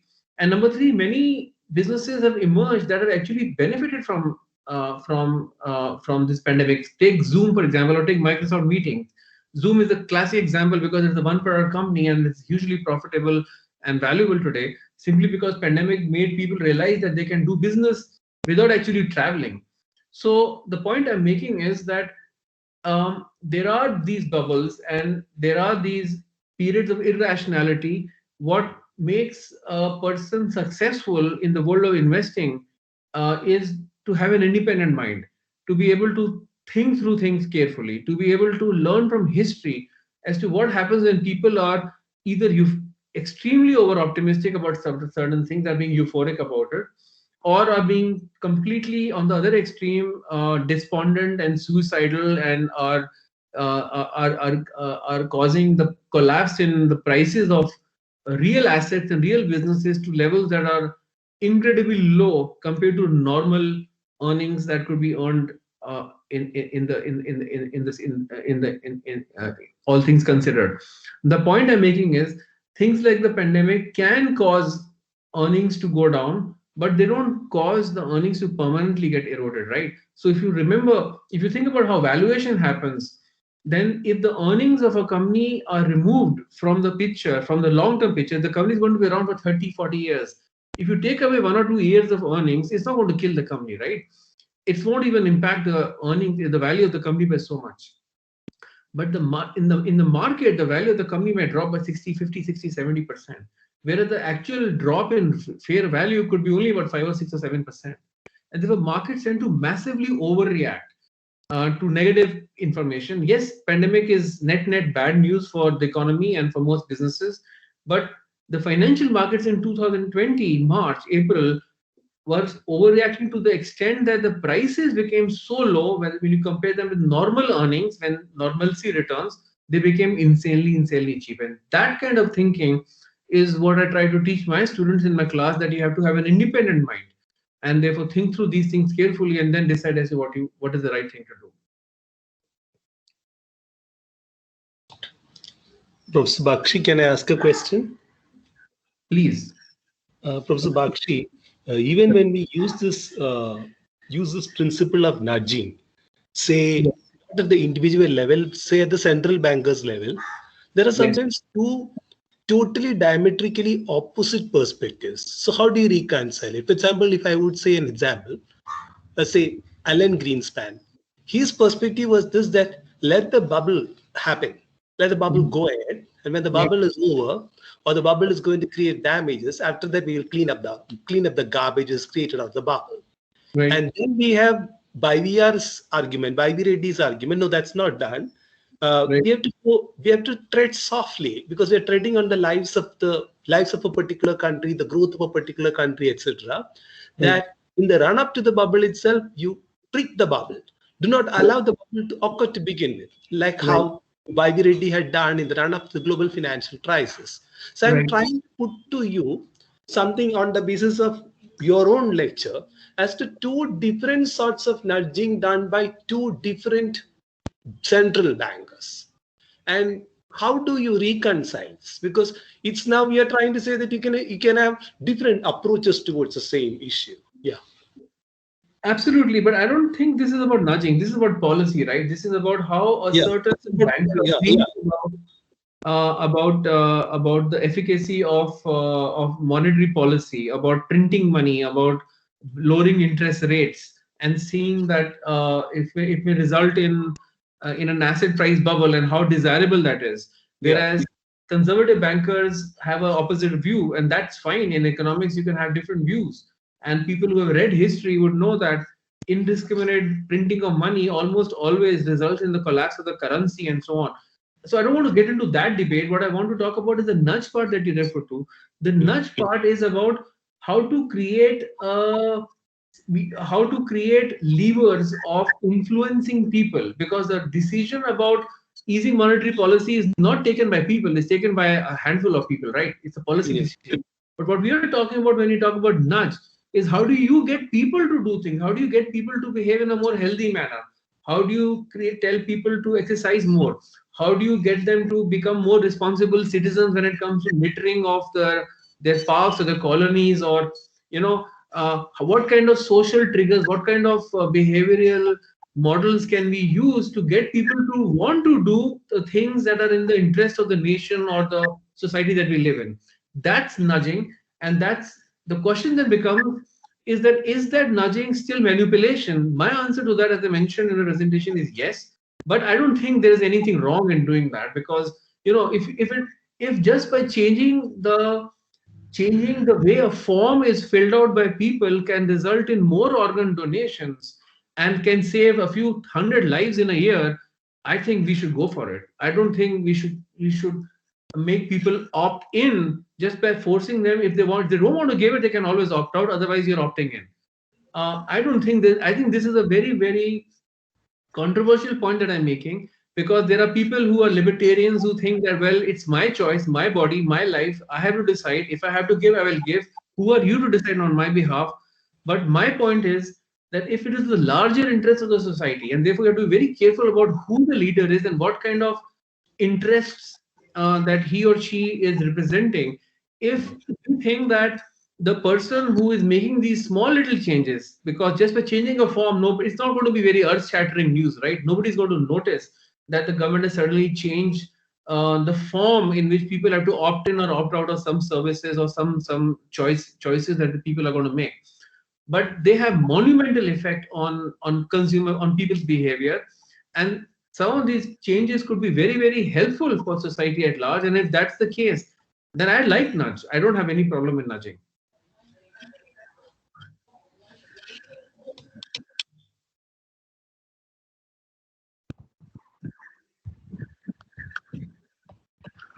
So we have another question.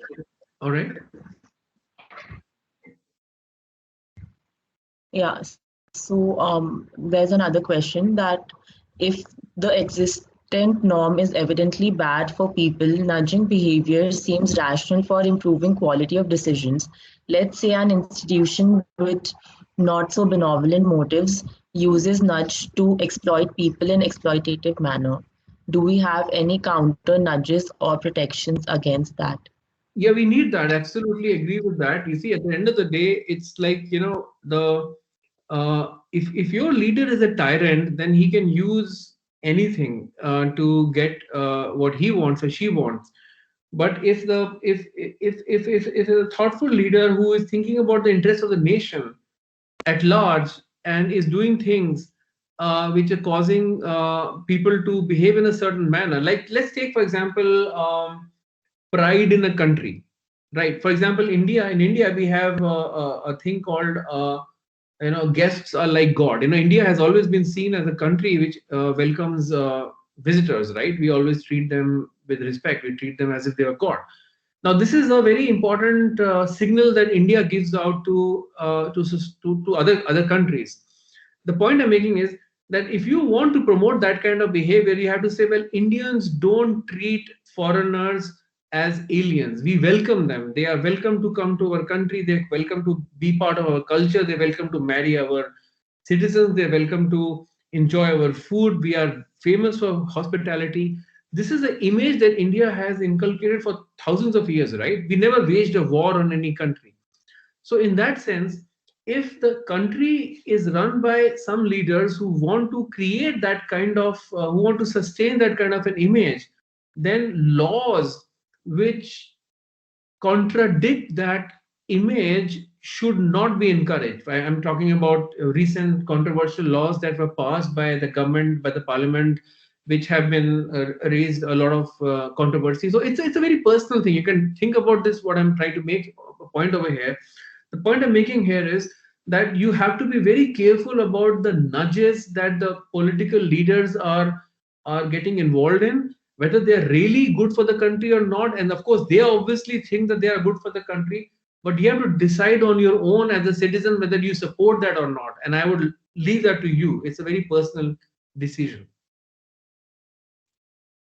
So coming to the point, from my own perspective, I do not support laws like CAA, but I do support what the government has done in eliminating diesel subsidies, because both are nudges, both are very small changes. Slowly, they increase the price and they eliminate that. So it's totally personal choice. You may disagree with me on this and you may say I'm totally overwhelmingly in favor of CAA. I'm not, because I feel that India is a country which welcomes foreigners, and we treat them like guests, like God, and it's the way I want my India to be, and it's totally a personal choice. Therefore, what I urge people when they read the stuff that I write or I blog about or I talk about in classroom is that you got to have your own independent mind about these things, but you have to be aware that there are these techniques that are being used by people. They are being used for clearly for manipulation. Whether they are manipulative techniques are good for the country or not, that's the choice that you have to make independently.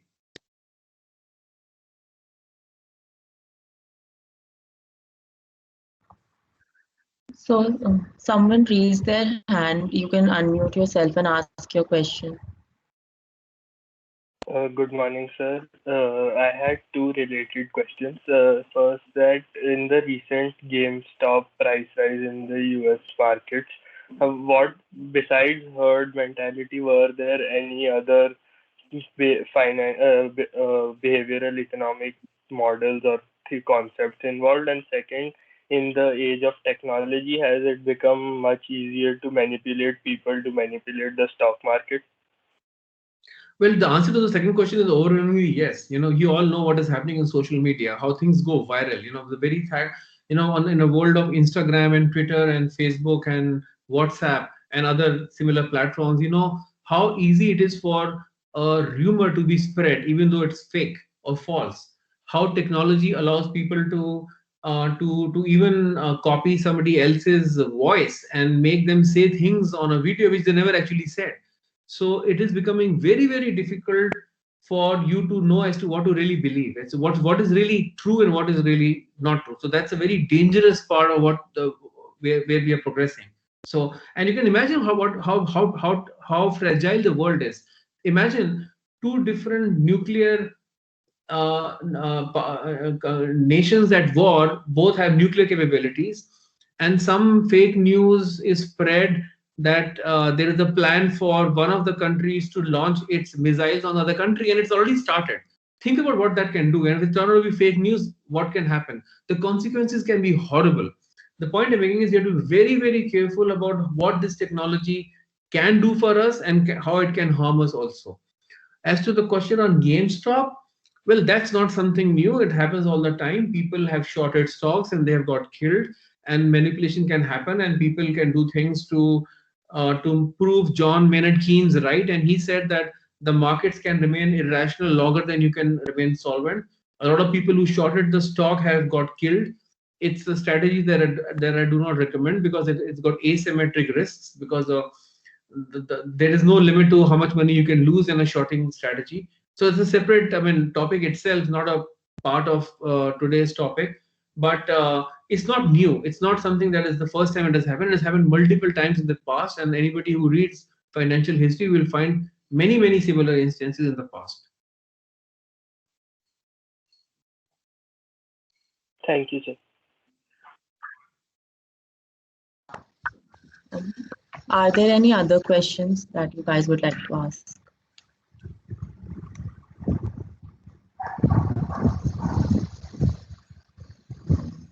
So I think so that, like, if you don't have anything to add, then we can end the talk, the seminar now. Okay. Thank you for having me over. Sorry about all the technical details. Yeah, but it was fun. I hope you all enjoyed it. No worries, sir.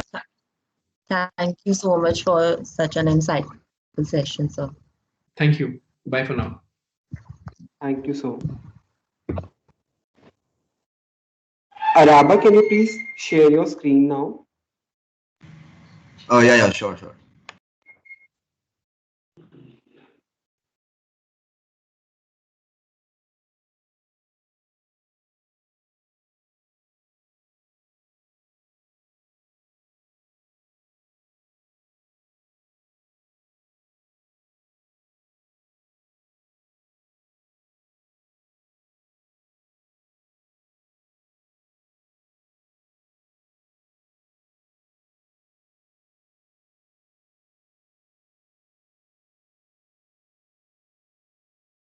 The Economics Association would now like to present their annual department magazine, Eco and Expressions.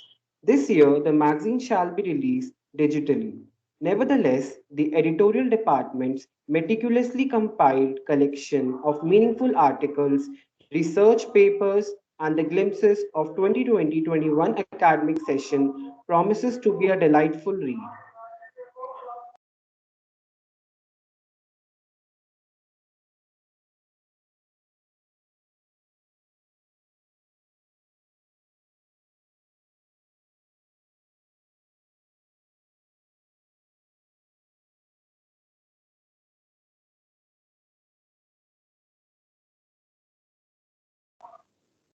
Thank you, Araba and Ashmita, for presenting the magazine to us. Now, to give a present conclusion to this morning, we have Utkarsh and Shikhar from Economics Honors second year with another musical performance.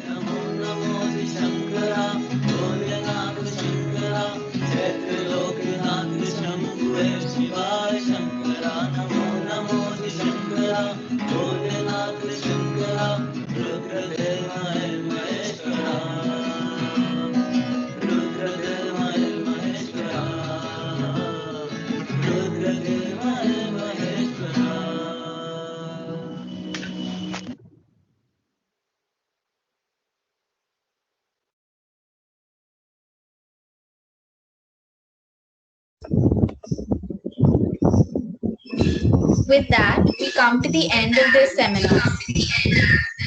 We couldn't have asked for a more auspicious beginning to Blisspoint 2021. Once again, I would like to thank Mr. Parmeswaran Iyer and Professor Sanjay Bakshi for gracing us with their presence. I hope you enjoyed our presence as much as we enjoyed yours. And we hope your blessings stay with us. Lastly, I wish luck to the organizing team for the rest of the event. Thank you so much.